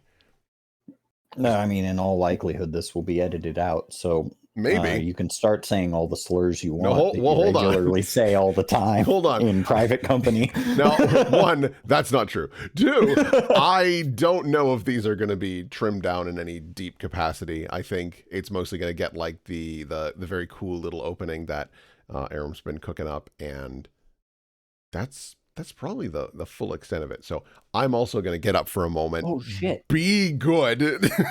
Don't say anything. OSP made another Journey to the West. I gotta watch that. Ooh.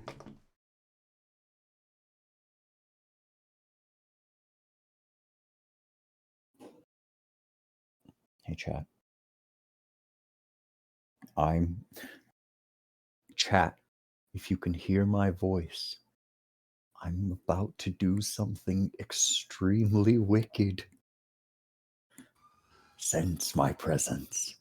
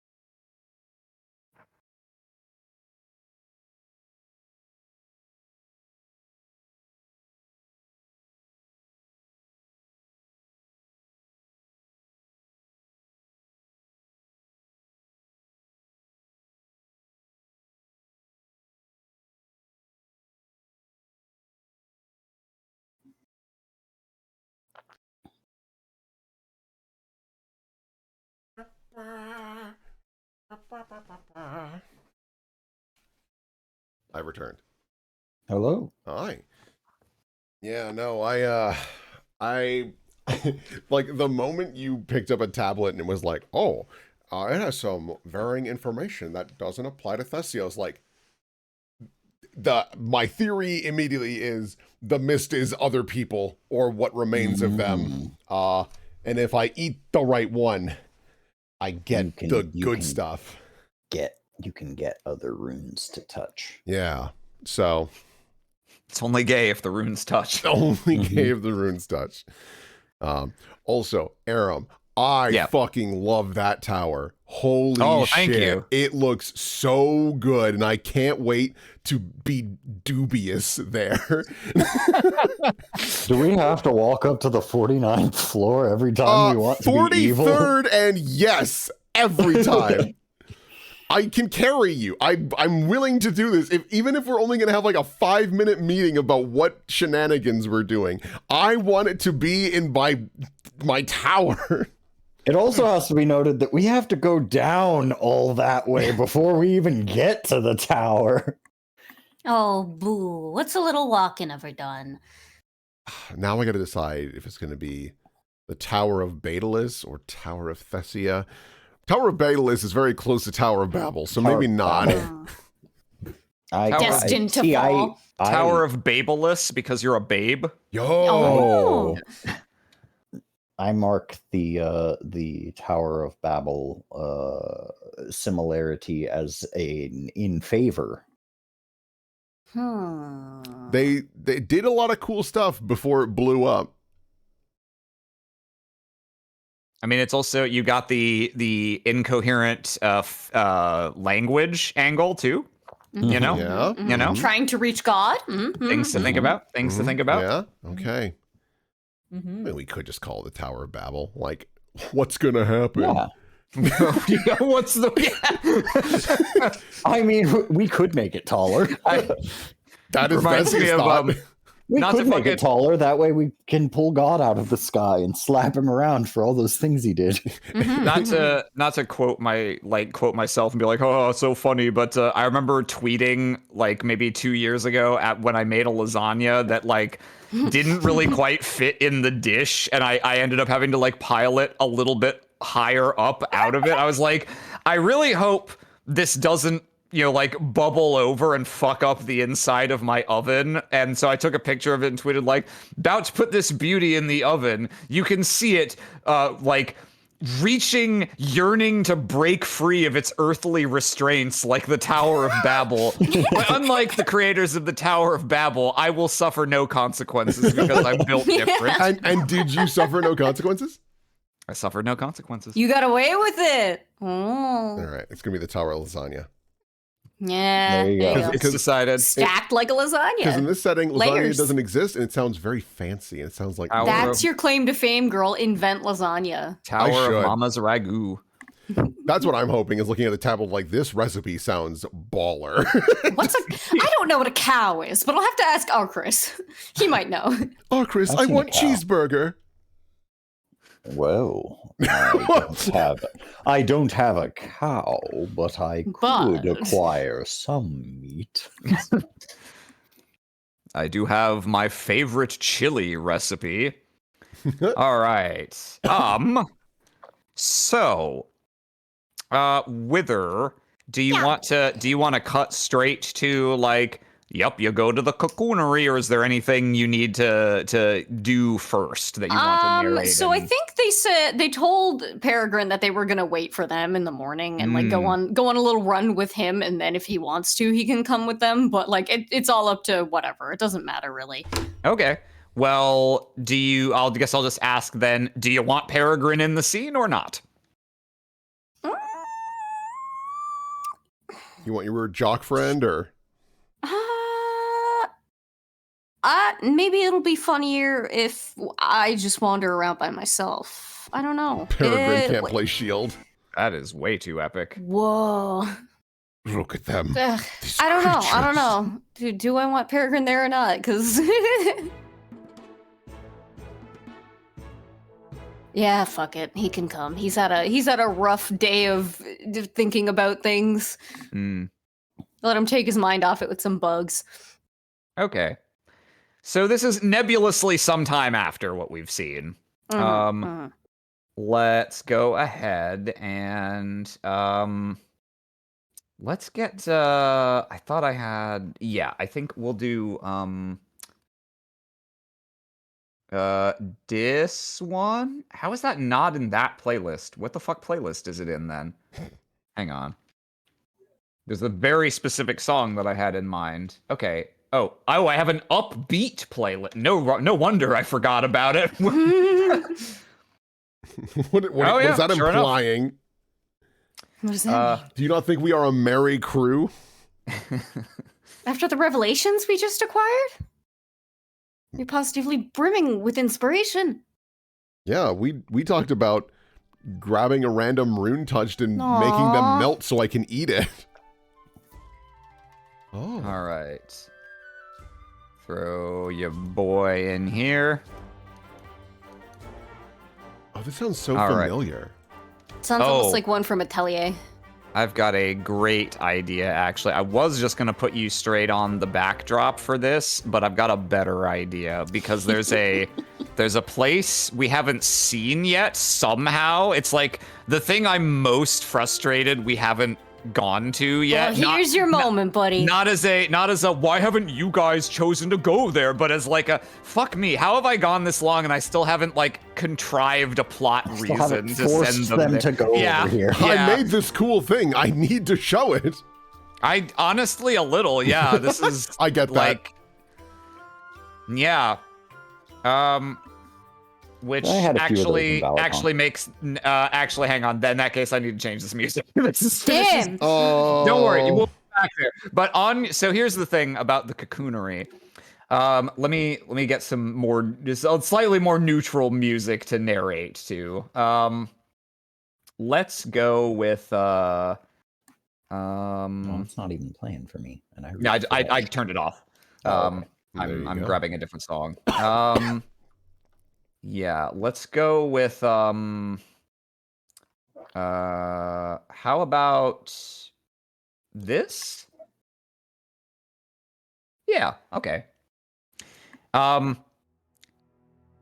So Wither, after a morning run in which Peregrine is running the whole time, and you are alternately running but slower than him, walking, staggering, or being carried, as he'll like sometimes you'll like, you'll be like, I'm stopping for a second, and he'll just sort of run a lap and circle back to you so that he stays in motion the whole time. Twiceborn can't actually get winded per se because you don't need to breathe, but you can reach a state of physical exhaustion in your body, and you reach that state much more quickly than Peregrine does. And finally, when all's done, you invite him to tag along on this little errand, and that errand brings you down on a slightly different route than usual. Your destination, the Cocoonery, the underground cavern in which the silkworms of Skan are raised to adulthood and harvested. The sole source of the rare and expensive material in all the city, and a place of slight fascination for you. And so to get there, it is actually located not quite in, but directly adjacent to an area of Skan's underground known as the Hallows. Oh. Ooh. Oh yeah. I forgot about this. Deep below the city's surface, at not actually its lowest point, there are reaches of the deep that go lower than this, but the lowest point directly under the city's center, and so in some respects, the counterpart to the city's apex, Archon's Ascent. At the very lowest point at the heart of Skan lies the Great Well, to which all Skani bodies are commended upon their death, and whence, it is believed, gods chosen are reborn. And surrounding that well, built up in tiers, in, again, a sort of inversion of the great city above, spiraling outward as it goes higher and higher, the district that contains the single greatest religious edifices of the city. This is Skan's holiest ground, certainly below the ground, and if the domina beneath the earth were to tell you, in all the city.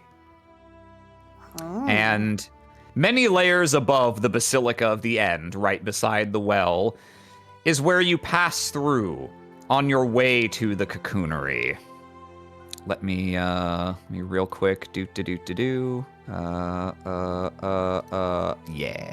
Yay. Yeah. Oh, we actually have like a ho-ho. Oh, this looks sick as fuck. I'm loading in. Love me some Bioshock colors, baby. Ooh. Oh, this is lovely. I'm going to do a little scan. The Hallows, also the city's largest echo chamber. It is extremely frowned upon to make any unnecessary noise here, both because of that acoustic quality and because there are many people in prayer up and down these black stone alleys. Lights burn with a particular, almost phantasmal blue-green down here, and the buildings are rendered in the stark contrast of black and gold. Wow. Oh, I haven't been down here in a while. I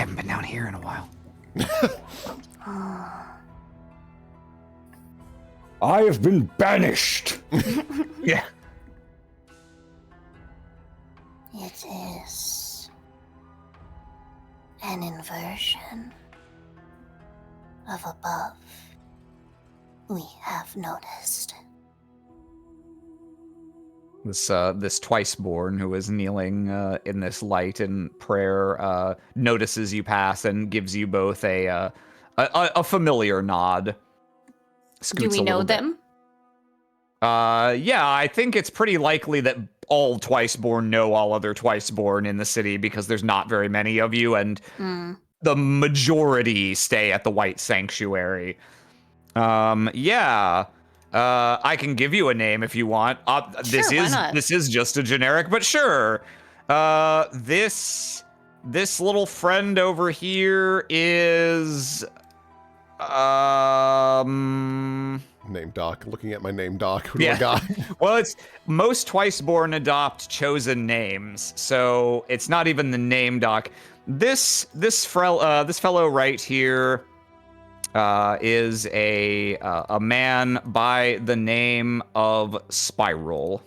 Ooh. Like the So dragon. Like the spiral. This Like the legally dragon. Like the legally dragon. distinct. Yeah, Wither will just kind of look at them as they walk past. Do they come down here often? Do we know that? Spiral is one of the more actively practicing worshippers. He has not received what he considers clarity on what his divine mission is. And so, frankly, he doesn't feel he has a lot else to do other than spend large tracts of the day in prayer trying to reach that clarity so that he understands what it is he should be doing. He's not alone in that predicament. Wither just kind of stops as soon as they exit, like, this beam of light. Spiral. Yes? You will follow us. Oh. Very well. We are. They were about to keep walking, they remembered, wait, you're supposed to tell people things sometimes. We are going to the cocoonery. Do you know this place?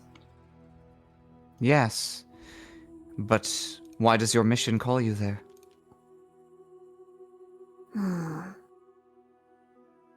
We do not know,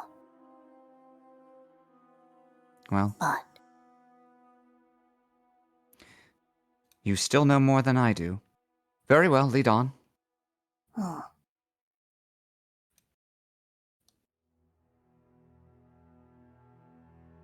They feel this weird little magnetic pull kind of tethering them between, like, the three of them. It's odd. Yeah, most places in the city, 3 Twiceborn traveling together would attract a lot more attention from the surroundings, but this is probably one of the areas of the city in which they are not a common sight, but certainly more common. And although you receive great reverence from the devout peoples of the Hallows, they are far less taken aback to see you in person because their faith is such an integral part of their life. So, Spiral, how's it going? Anything new? No, I thought I felt something several days ago. I thought perhaps the beginnings of a vision, but in the end, it appeared I merely managed to doze off into some sort of daydream. how many cycles has it been since you came to us?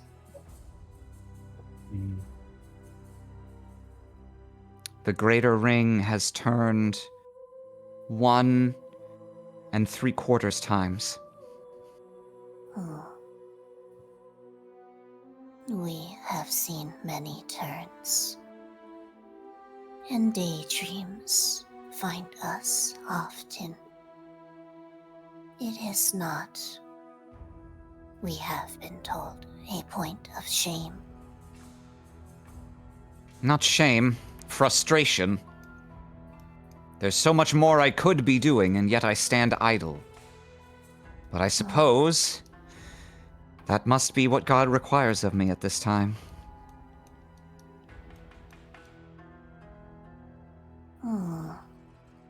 I have to believe that. The alternative would be to believe that I'm failing in my duty.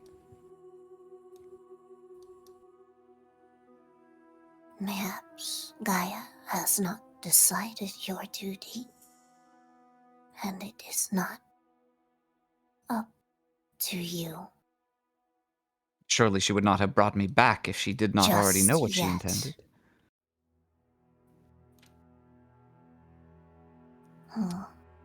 Peregrine gives Spiral a friendly slap on the back. I think you might be overthinking it. I mean, I'd like to say I've got all my, everything figured out on my end, and I really don't. But I don't seem to get anywhere stewing on it. We have stepped too far. Oh, yeah.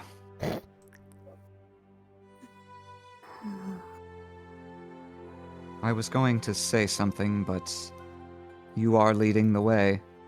I assume you are guided. By our feet. Have we done it wrong, Peregrine?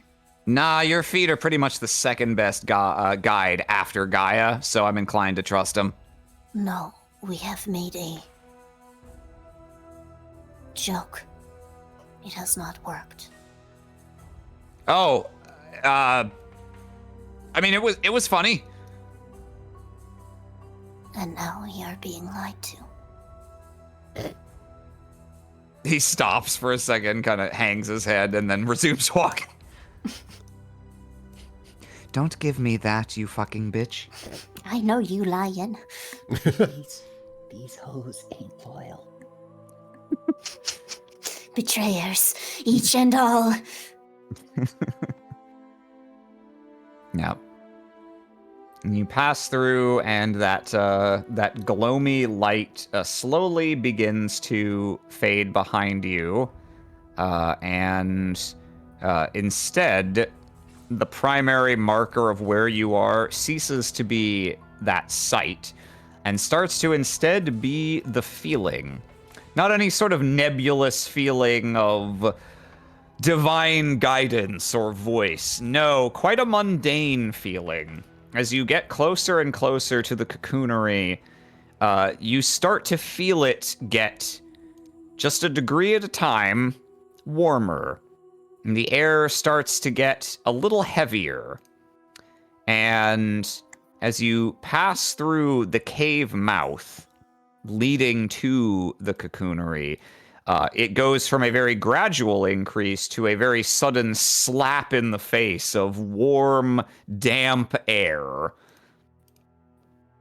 As you pass by, you can see runes of horror placed at strategic points to keep the cavern artificially warm down here in what would otherwise be a very cold, very remote cave under the ground. And let me bring you over. You've got an extra friend with you. Let me add them.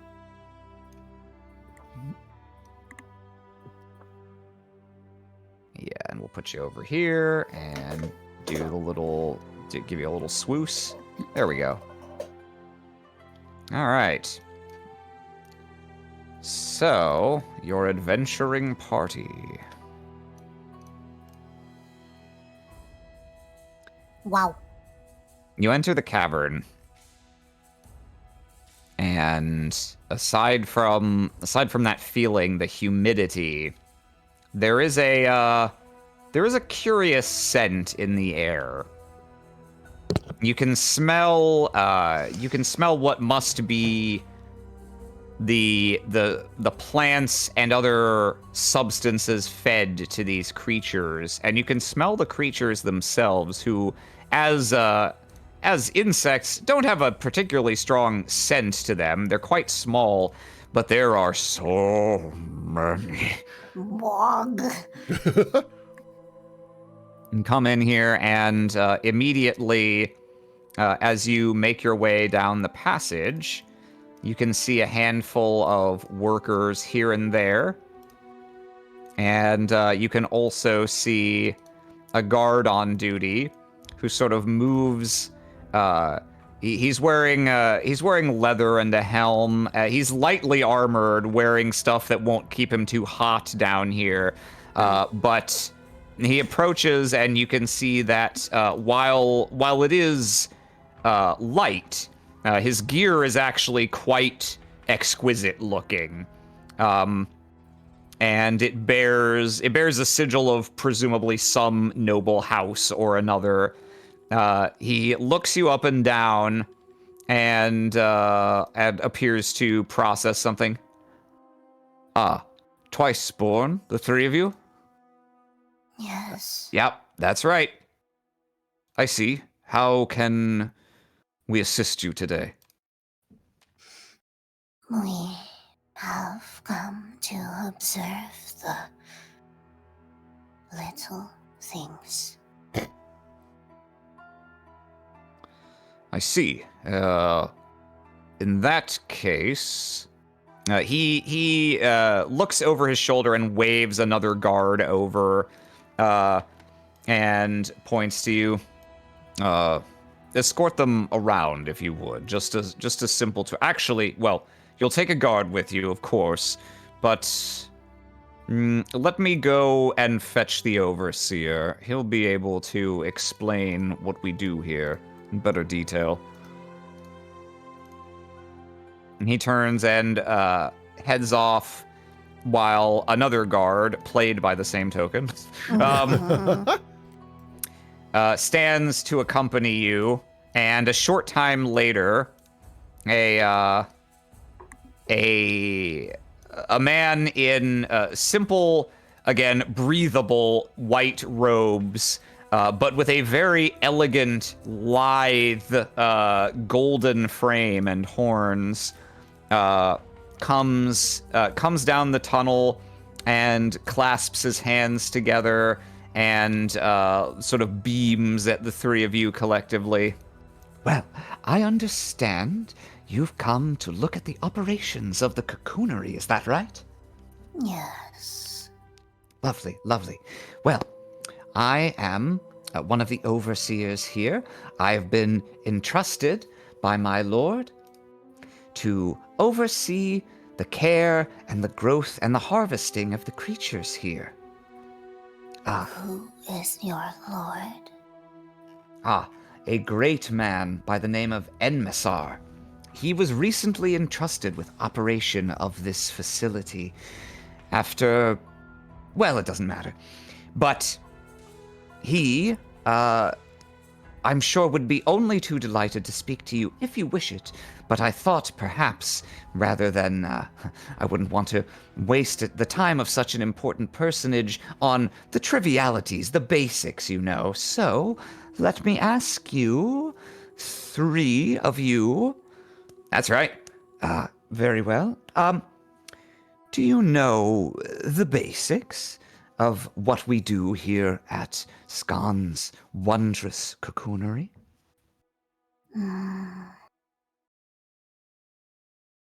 No. We realize now. We cannot even imagine. Oh, very well. I'd be happy to show you. There's a gear turning. Somewhere in their brain, there's a gear turning. Hold out. Hold out. Hold out. Continue. Yep. Blissfully ignorant of your gear, he smiles at you again and motions for you to follow him deeper into the cavern. And indeed, as you pass, you can see, well, gosh, let's talk about a couple things. you can see clusters based around stalagmites that rise from the floor. Clusters of, they resemble glimmering raw diamonds. These, they look like stones. They're about the size of chicken eggs. Oh! And you can see whole swaths of them gummed together in some kind of viscous substance and clustered at the bases of the stalagmites, where you can feel there is greater warmth there. It seems that although the runes are used to keep the temperature consistent, it seems like there's some sort of natural source of heat beneath this cavern. And as you go, the Overseer points at one such cluster. There you can see the unhatched eggs of the silkworm. Oh, beautiful as they are. Far more valuable in the form they will take. Now we maintain these at a very warm temperature to encourage their growth, but usually from their delivery here to their maturation, their hatching, it can take an entire month. And you can see as we proceed along, you will begin to see larger, more mature ones, and eventually we will reach the live young. What is done if an egg does not hatch? Hatch? Yes. Well, unfortunately, as much as we try to tend to all of them equally, indeed, some number do struggle. Some number seem to lack a certain vital spark. And I would estimate, indeed, in recent times, as many as a third do reach a state of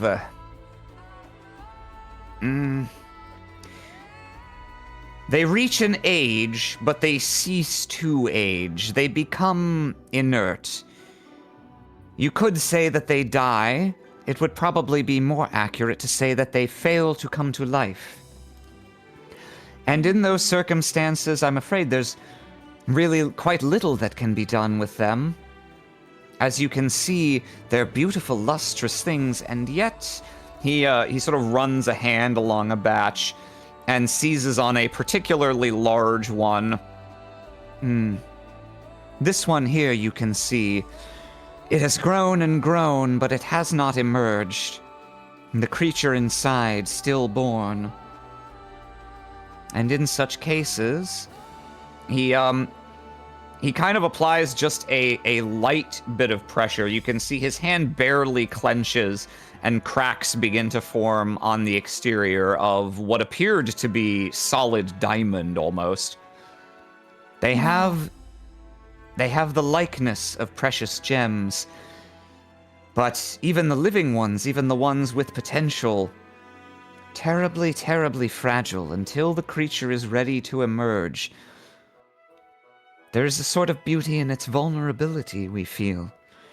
We do our best to see that all that can live do.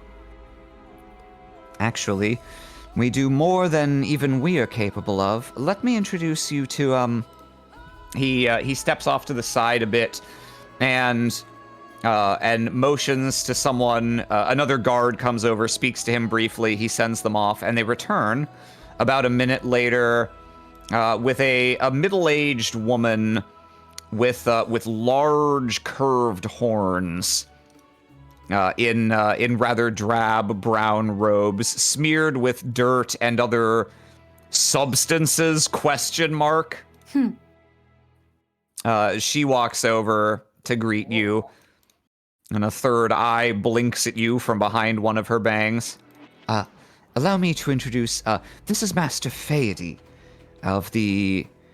and she sort of raises a hand. I can introduce myself, thank you. Fady, I'm retired, but formerly of the College of Life.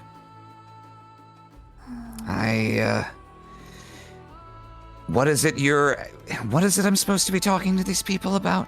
Ah, well, we have 3 Twiceborn visiting us today. Yeah, I can see that. What is it I'm supposed to be talking to them about? You do have me in the middle of some kind of important work, you remember. Yes, of course. But surely no work more important than this. Right. I was hoping that you could explain the help that you provide to us here. Certainly. She grabs a stone stool from nearby and slides it across, sits down heavily, and looks up at you. I mean, by all means, you can sit down if you want. Sits too close. Okay. Peregrine, taking your cue, also sits very close. Spiral, taking Peregrine's cue. The cycles. Okay. So, I take it the Overseer here was telling you about some of the troubles this place has with the stillborn worms. In some words, yes. Yeah, well, I'd say it's been a bigger and bigger problem in the time that I've been here, and I was only called here in the first place because it was already a problem. Even given the right food, the right temperature, the right amount of moisture,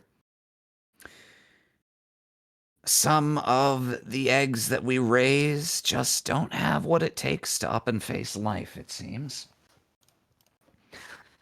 And it starts to become apparent relatively early into their life cycle which ones are looking promising and which ones aren't. And, put simply, my job as an infuser is to make sure that all the help possible is being given to the ones that show potential. The spark of vitality, you could say.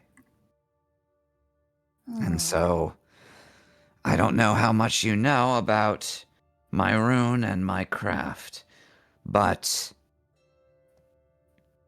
in spite of what is commonly believed to be the case, well, there's no such thing as a free meal when it comes to that vital essence.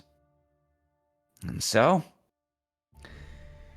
I assist here by drawing the flickering embers of life force that are already starting to die out in some of these eggs, and infusing it into the ones that are still teetering on the edge, ones that could die or could be saved. And in so doing, I'd like to think that my help means that, in the end, we save about 2/3 of the eggs we receive instead of, say, half. Not bad for a single infuser's effort, I would say. Are you the first to do this? I don't know. Oh, Overseer, am I? Well, you are the most consistent. You are the most recent. We had petitioned the College of Life for assistance in the past, and we have received help from time to time, but I'm cheaper. No, it's true. Retired, see? So, whatever work I do can stay off the books and avoid incurring any more debt for the good house of... Who's running this place now? That would be Master Enmesar. Yeah. For our good Master Enmesar's noble house. The College of Life services aren't cheap. Whereas my services are comparatively pretty easy to come by. Just a good amphora of wine, some olive oil, some niceties, some amenities, just the kinds of things you want for in retirement. Hmm. This is strange.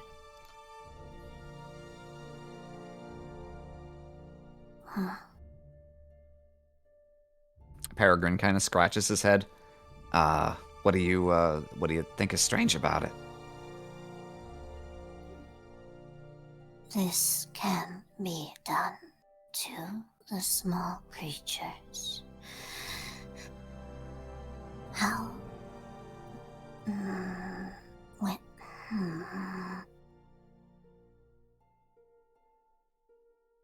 And you are not the first.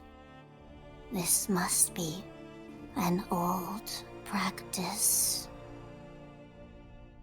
that is known. It is strange.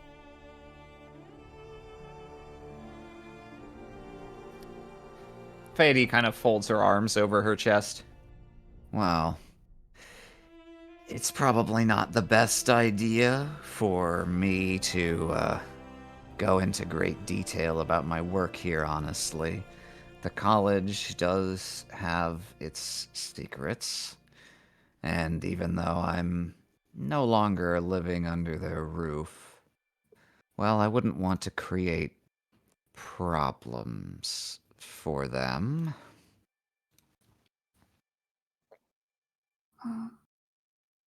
That being said, in general, yes, I can tell you, the practice I've just described, it's one of the signature arts of our rune.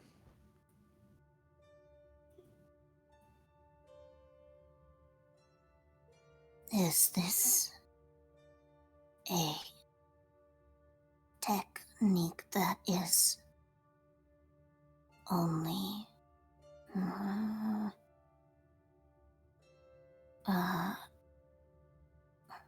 do you need much skill to perform this task? I would say so, if you don't want to just sow death with nothing in exchange. That's shockingly easy. Unfortunately so, you could say. But you also need, well, you need to be rune-touched, so it's not something we need to worry about everyone and their brother trying. Or trying on their brother. And if it were? What do you Looks mean? over to Peregrine for half a second. Yeah, Peregrine kind of shares glances with you. If it were what?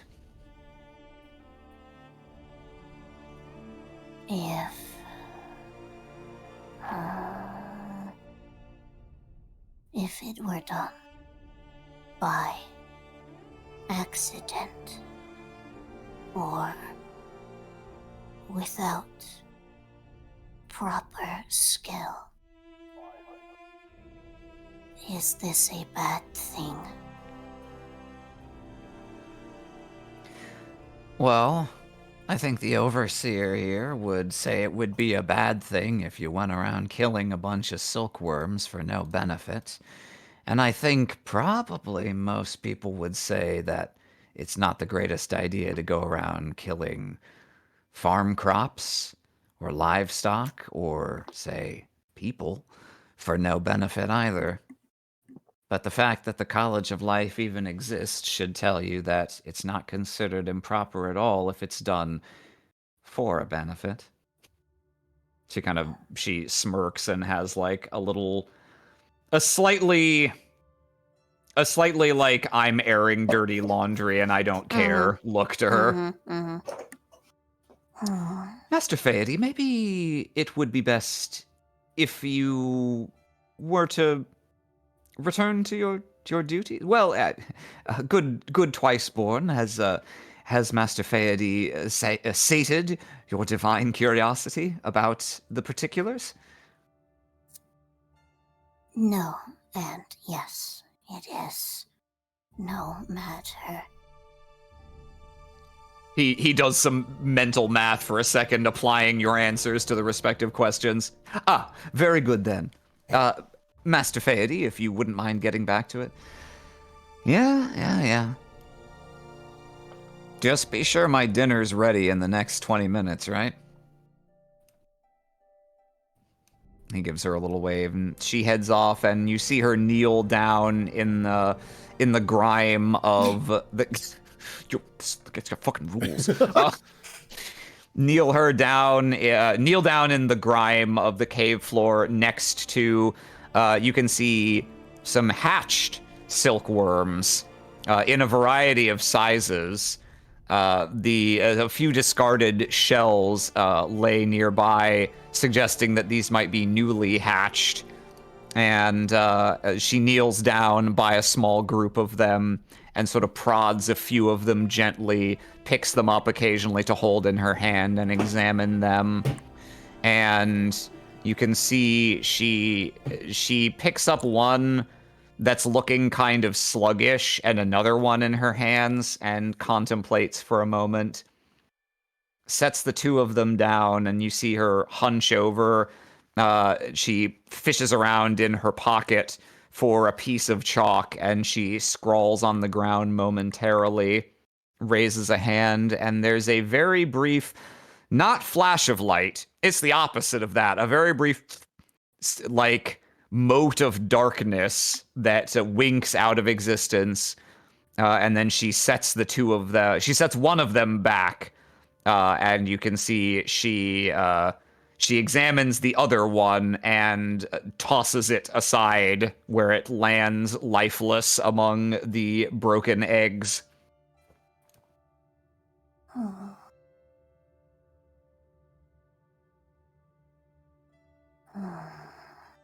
Well, that's our Master Phaedy. Truly an exemplar of her craft.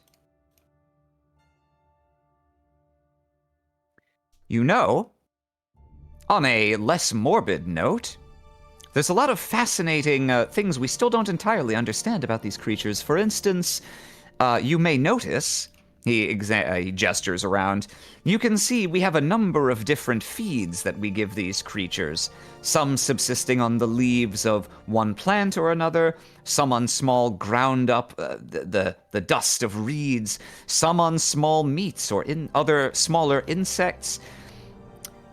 And we do this for a number of reasons. One, because we're always monitoring the nutrition of these creatures, of course, trying to raise them for best health and shininess of their product. But some believe that these different foods influence the creatures to molt their silk in different colors.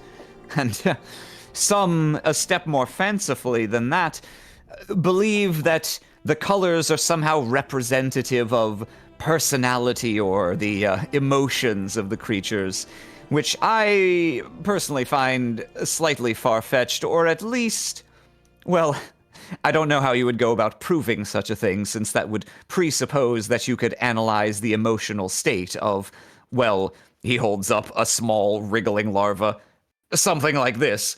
But It is blue. I'm sorry? It is blue. Dabba dee dabba die. He appears taken off guard by that and pauses for a moment and then smiles again. If you say so, Master Twiceborn. If you say it, it must be true. Oh.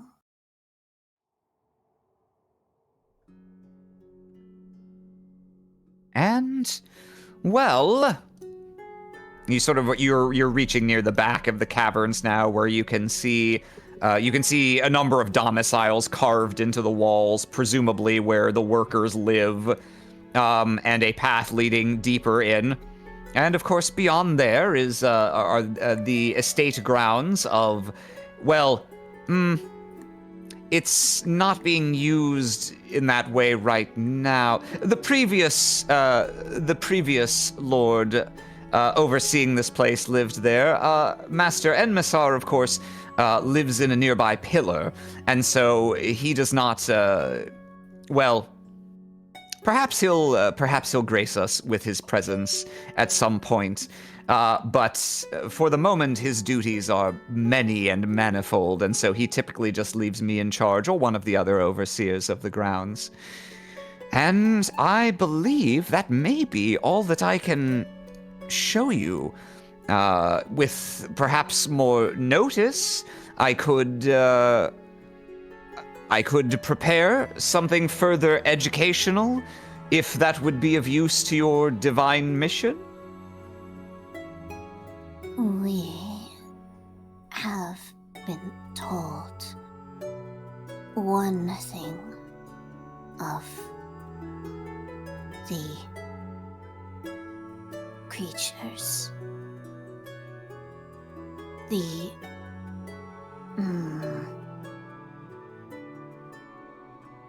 die, yes? Indeed. Some don't live to reach their pupal state.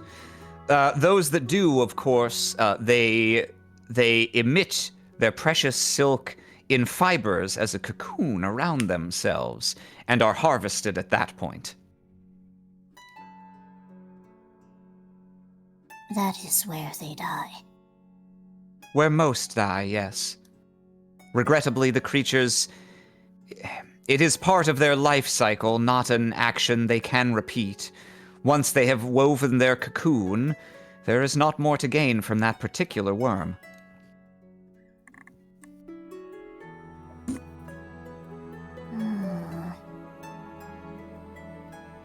Do they not grow wings? He starts to open his mouth and answer, and then kind of pauses and stops to think more carefully about what he's gonna say.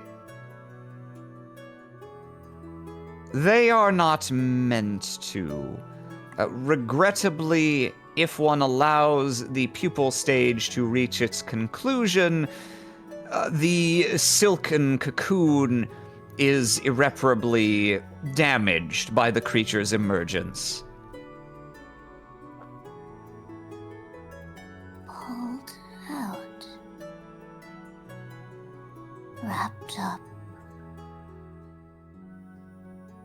And unwound. And pulled out. It is as Gaia has decided all things must be. We imagine. We understand. It is the way of things. It is natural, yes. All in service of a good cause, of course. He, perhaps very slightly blasphemously, reaches out and teases a little bit of the fabric of the veil that you wear.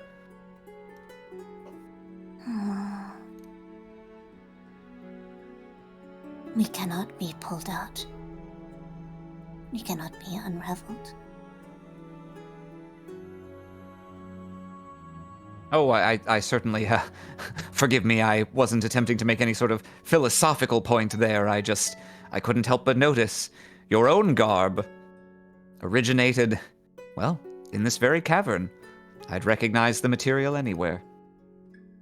We do enjoy it, we believe is the word. It's pretty. May we ask a favor? Oh, what would you ask of me? May we have a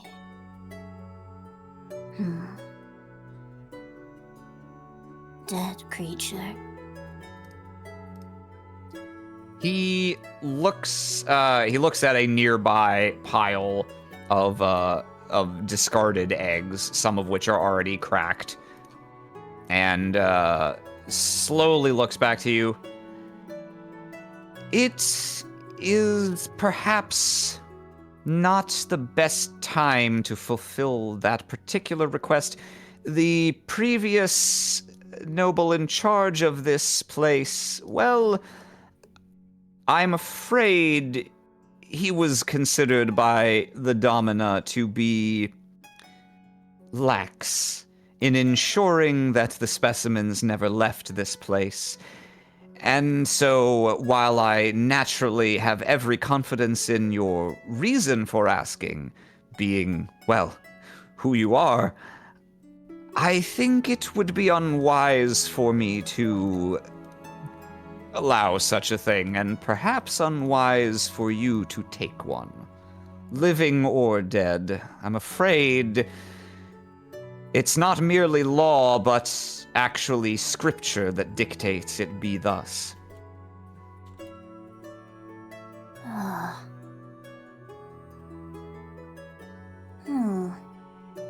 That being said, out of character, Wither, you can attempt to persuade him, and you have powers at your disposal to help you if you want this badly enough. You're right, mind crush. We will explain what we seek to do. We seek to give back as Gaia gives us back to the world. All living things should be interred, given a second chance. Can you go ahead and make me a roll to do? And you can have your twice-born privilege bonus naturally. Ooh. Open my rolls. Ba-ba-da-boo, ba-ba-da-boo. Why is it not going? Why does it not go? What the fuck? Oh. I mean, it's not going for me. I see. Okay, hang on. Ba-ba-booey. Cool. Okay. Yeah, he looks around. Perhaps. By this, do you mean you would like to take one of the dead larvae and take it to the Great Well? Yes. I believe, were I to accompany you, there shouldn't be any issue. Yes. I will still have done my duty, so long as I've not let it out of my sight. This is good. And he starts to go and fetch one, and then pauses and turns back to you. Would you like to select one?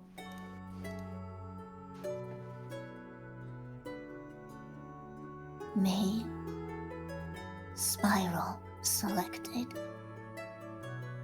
Spiral? Oh, he looks at the other two. And Peregrine looks to Spiral, and Spiral kind of starts a little. Oh,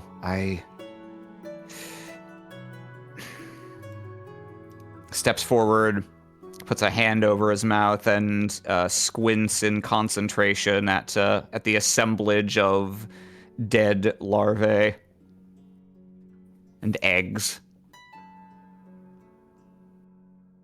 And then he walks over to. She's moved on now, but he walks over to where Phaedy had used her rune just now, and picks up the slightly twisty, scrawny specimen that she drew the life from, and brings it back.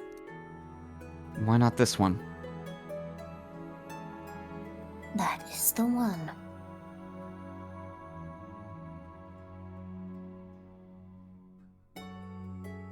Spiral looks, he doesn't really know what the qualifier is, but he looks happy to have quote-unquote gotten it right. Wither will very carefully reach out their hands.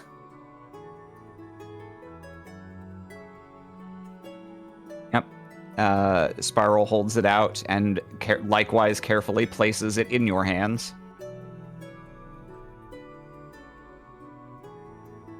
It's already dead, so nothing happens, does it?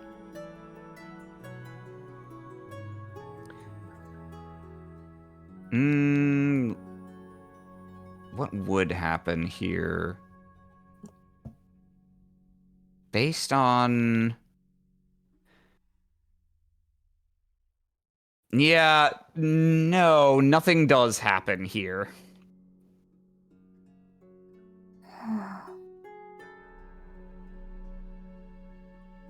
Holding this creature and knowing that is a little bit like a little bit looking at an empty room that you know was just full of people. Ooh, does that give us anything? Does that strike any chords? If you're asking, I can give. Yeah. Because Whether I have a primary slot right now equipped. A certain thing. Indeed. Whether you contemplate the death of this creature, and your mind circles around, voices lead you around that circle and lead you to one particular question. You just witnessed this creature die. How was it born? Where did these come from? And you have a sudden and unmistakable impulse to find the answer to that question. Where are its parents? Its parents. Well, these creatures, as you can see, are indeed living beings, but you may have noticed the striking resemblance of their eggs to minerals. Indeed, they are brought to us, well, much like any precious resource, from a mine. I'm afraid that is, by nature of my own duties, the most that I am at liberty to say. They come from Gaia? Indeed, that is one of the reasons why in the scripture they are treated as holy creatures, to be handled only by those ordained with such a task. Like us. If you like. Yeah, whatever. They kind of look up at Spiral and Peregrine with like a sense of like, dat me! Peregrine, me, TBH. Very well. We will bring it to the Great Well now. Well, yes, let's be off then. Holding it like a tiny little precious object. And do you want to, is there a bit you want to role play with taking it there? Because you can just do that. No, there's not going to be any opposition to you doing this if this is what you want to do. No, I think they're gonna follow that voice that circled around them and said, where do you come from? And the only thing they know for sure is that at some point they must have come from the Great Well. Somewhere down the line. They're missing that piece in between, though. And they're trying to remember that elusive moment that they can't quite ever fully land on, of not remembering the first moment where they were. So you posit that ultimately they originate from that same place. Yes. You take your little guy, take it back to the Great Well, all the way at the deepest point of the Hallows, a circuitous path of stairs, side, stairs, side, stairs, side, that bring you further in and further down. And right there, right before the gates of the Basilica of the End, you stand at the side of the great well, a dark, slowly swirling expanse with a texture like quicksand and a sheen like midnight. And you lay the little guy to his final rest. Huh.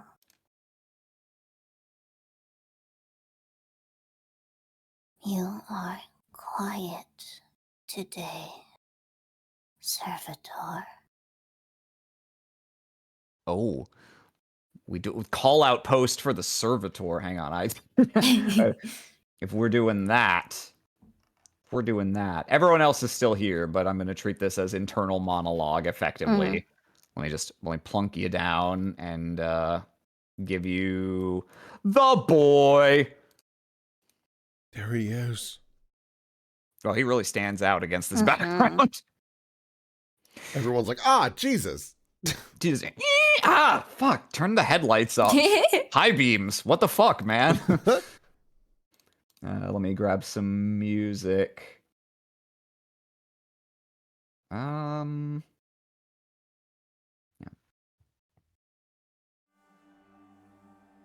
The servitor in a moment is behind you, or rather, you get the sense has been behind you for much of the time recently, but has remained hidden, and kind of lets out a very faint sort of like harumph, and you know, very very momentarily looks put out.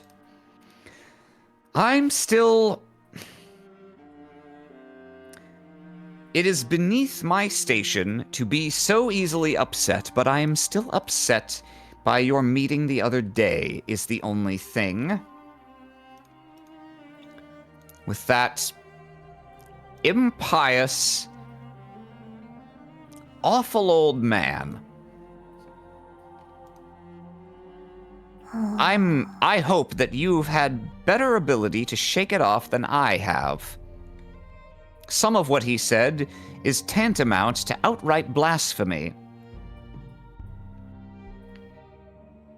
I don't know whether it's... Go ahead. But he did speak many words. Well, he was so utterly dismissive of your fundamental nature, what you are as a twice-born, dismissive of Gaia herself, and that I can scarcely abide. He seems to believe that there is nothing meaningful whatsoever in your existence or any other twice-born, and I know for a fact that is not so. I may not speak for Gaia in all things, but I have spoken with her.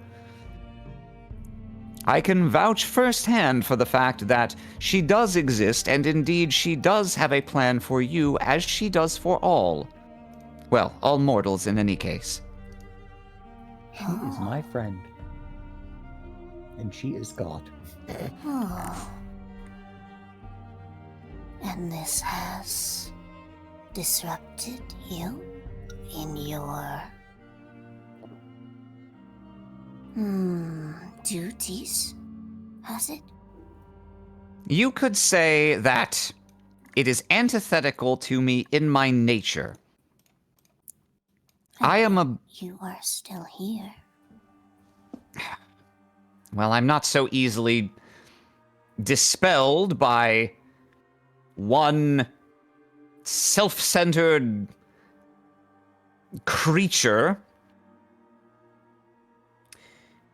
But my nature is that of, well, of servitude, of masters, and those who see to the fruition of their plans and their designs, and there is no greater master than Gaia, and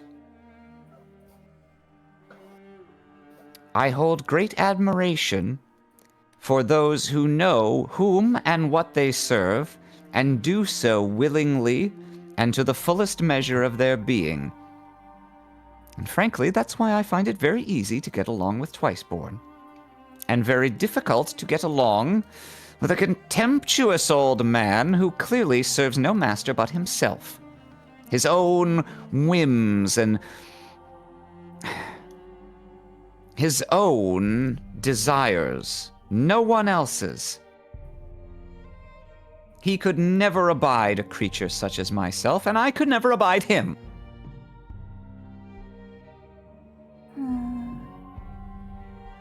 If you must know, Wither, one of the reasons I find you such an interesting individual is your ability to see, to perceive the true intentions and desires of others. An ability I think you're slowly starting to become aware of yourself.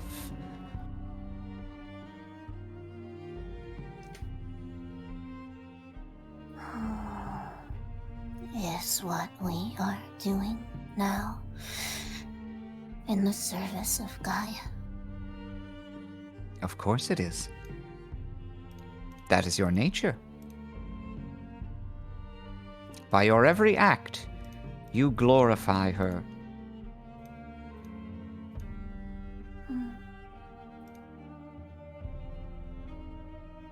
But what does your heart say? The servitors? The servitors. Oh. Oh goodness me! The back of your head is about to explode. Maybe Wither's head just did that? Wither's head Maybe just just did that. did that. Cut to Gaia with a sniper rifle up on a perch. Got him. I love the idea of like, goodbye, little worm, sitting there quietly. And everyone's like, oh, Jesus! What the fuck? Holy shit! Are they thrice-born? Christ! Wither, make a roll to do. Ooh. I think you just locked into black for color flavor reasons. So why don't you roll to die, or well, you can just make a roll to do and roll with your black stat. Okay. So you'll yeah, okay. Leaf. Let's see. What's the difficulty for this? I think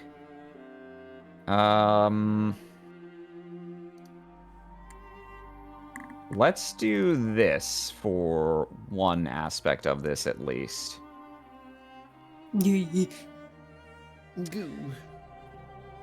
You focus that same vision that the servitor alluded to on it. And you fight for a moment. You sort of get the sense of a splash of color, but the overriding quote-unquote color that blocks it out after that is essentially transparent. The servitor is an entirely open being in a way that mortals you've used this ability on are closed, and yet, as a result, it is transparent to you. It is transparent in the literal sense of you can't make it out.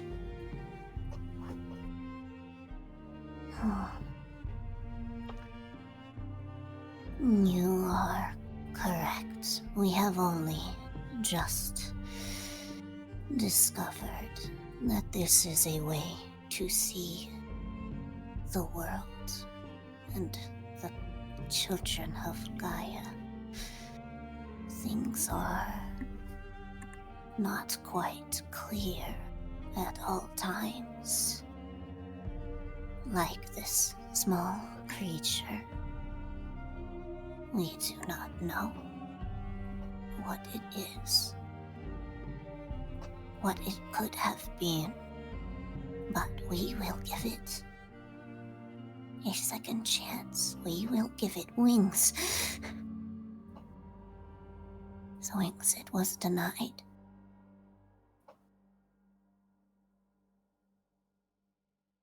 Are you laying it to rest, or are you doing some crazy fuck shit here? I'm not sure how literally I should take the thing you just said. Throws it into the street.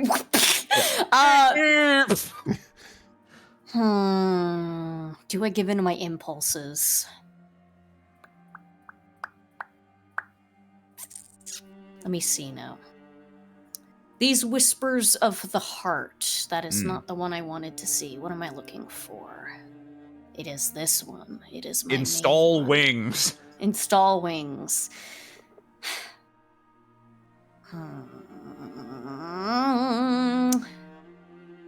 Imperatives. My divine imperatives.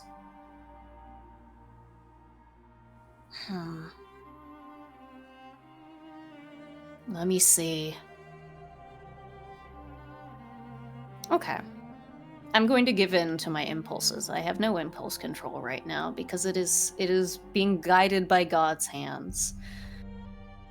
I seek the answer. Wither seeks the answer of, where did you come from, little one? Where were you originally? Where did you come from? And we just can't remember those first moments, but we know a way to maybe recreate it, to maybe find out. And it's to go back in the well. And so that is what we will do. We will step forward.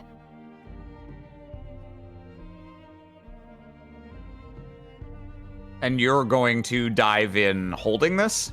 Yeah. I see.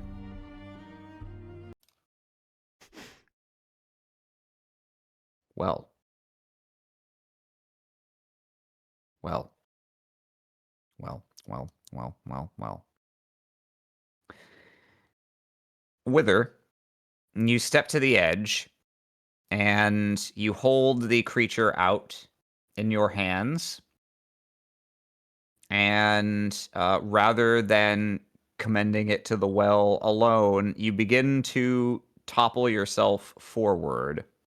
And you have just enough time to hear, like, Peregrine shout behind you and start running, and several other people be like, "Oh!" And then, but you're at the edge. They didn't expect this shit to happen, so you pitch forward and you slap down on the surface of the well, which indeed has very much the texture of quicksand.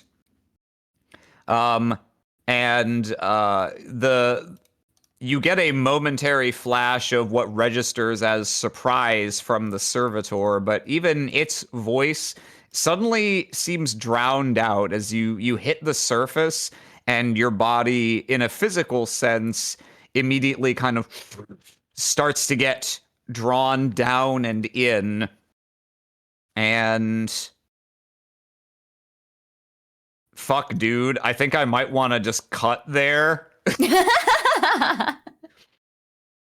I think that could be a fun check-in with you wake up in an X moment.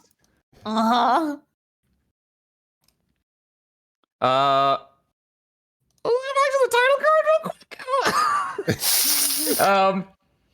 This is fun. This is unexpected. That might just be the place to stop. Yeah, I wanted to get some that hashtag good Orcris content. Sorry. But it's okay. Yeah, we had to start so late. Damn. Yeah. It's okay. Yeah, I think let's end there for tonight, so I can figure out what I want to do with this. It'll be nice because then we can open with Orcris, and I don't think you'll be doing the voice, but I'm always intrigued by Orcris just doing shit. So I'd love you, because it'll also give us more time to just like check in on Orcris and what he's doing. So This is true. All right. Well, shit, dude. Okay. So that'll be, yeah, that's where we'll call it for tonight. And, before we get distracted with a bunch of extra chatter, why don't we go ahead and cut the recording there? Yeah, say goodbye to chat, everybody. Bye. Goodbye. Toodles.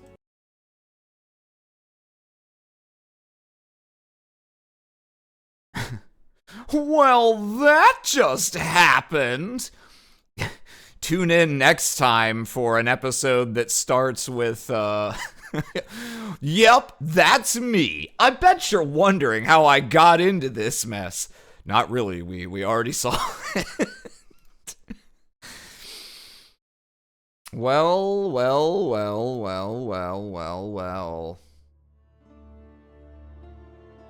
That's our episode for tonight.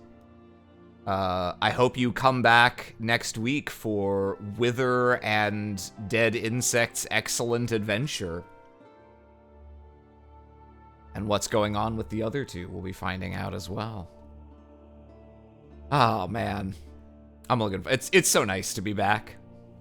So happy to have everyone here. Let's check out fan art real quick. There's a piece from last week and another one from this one. The episode cut off. You were like, "Oh God, I gotta send it in right now." Here, let me bring those both up. Here's last week's and then the new one. Yeah. Oh, it means a lot to me. To have these come in, and if you want to submit fan art and have it be shown off on stream, you can do that on the Stabbiness Discord, linked below. That's also where all the discussion channels are. Check it out if you haven't already, if you happen to somehow be here and you're not already there. Let's go ahead and look at those real quick. These are both from Purdy Poof. So this is technically from last week, the week that never was, when I accidentally forgot to stream. We're supposed to be doing something? No, we don't think so. I feel like we're forgetting something. No, we will continue watching Thessia huff the fog. Meanwhile...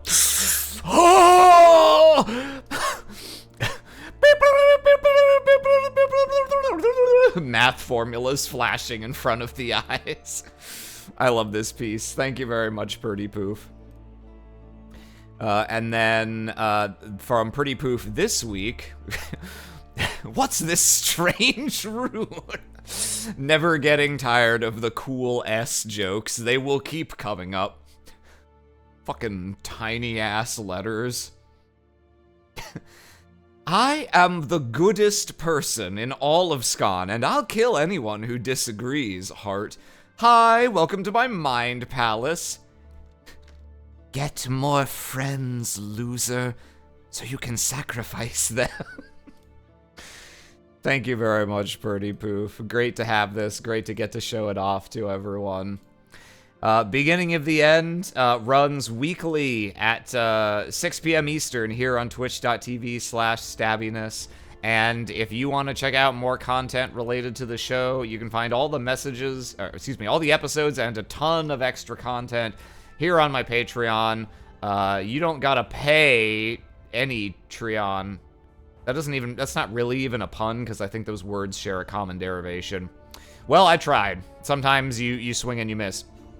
There's a bunch of content for free, on top of the stuff that is for a humble $5 a month, which includes icons from the game, concept art, maps, bonus episodes, whole bunch of stuff. It's all on there. And if you're here on Stabbiness, check out other shows. If you join the Discord, you can see the schedule that has all the regular stuff. Piff will be streaming games tomorrow. Decolonized Dungeon, Christian's show, will be on Friday. Necro Veritas, that's Bryn's show, will be on Saturday. And Reflection on Tuesday. It's a packed lineup right now. So stop on by. Enjoy some tables, some tops, and some role-playing games. And that's going to be all for me tonight. Thank you so much for coming out. Hope you enjoyed the episode. Hope to see you back next week.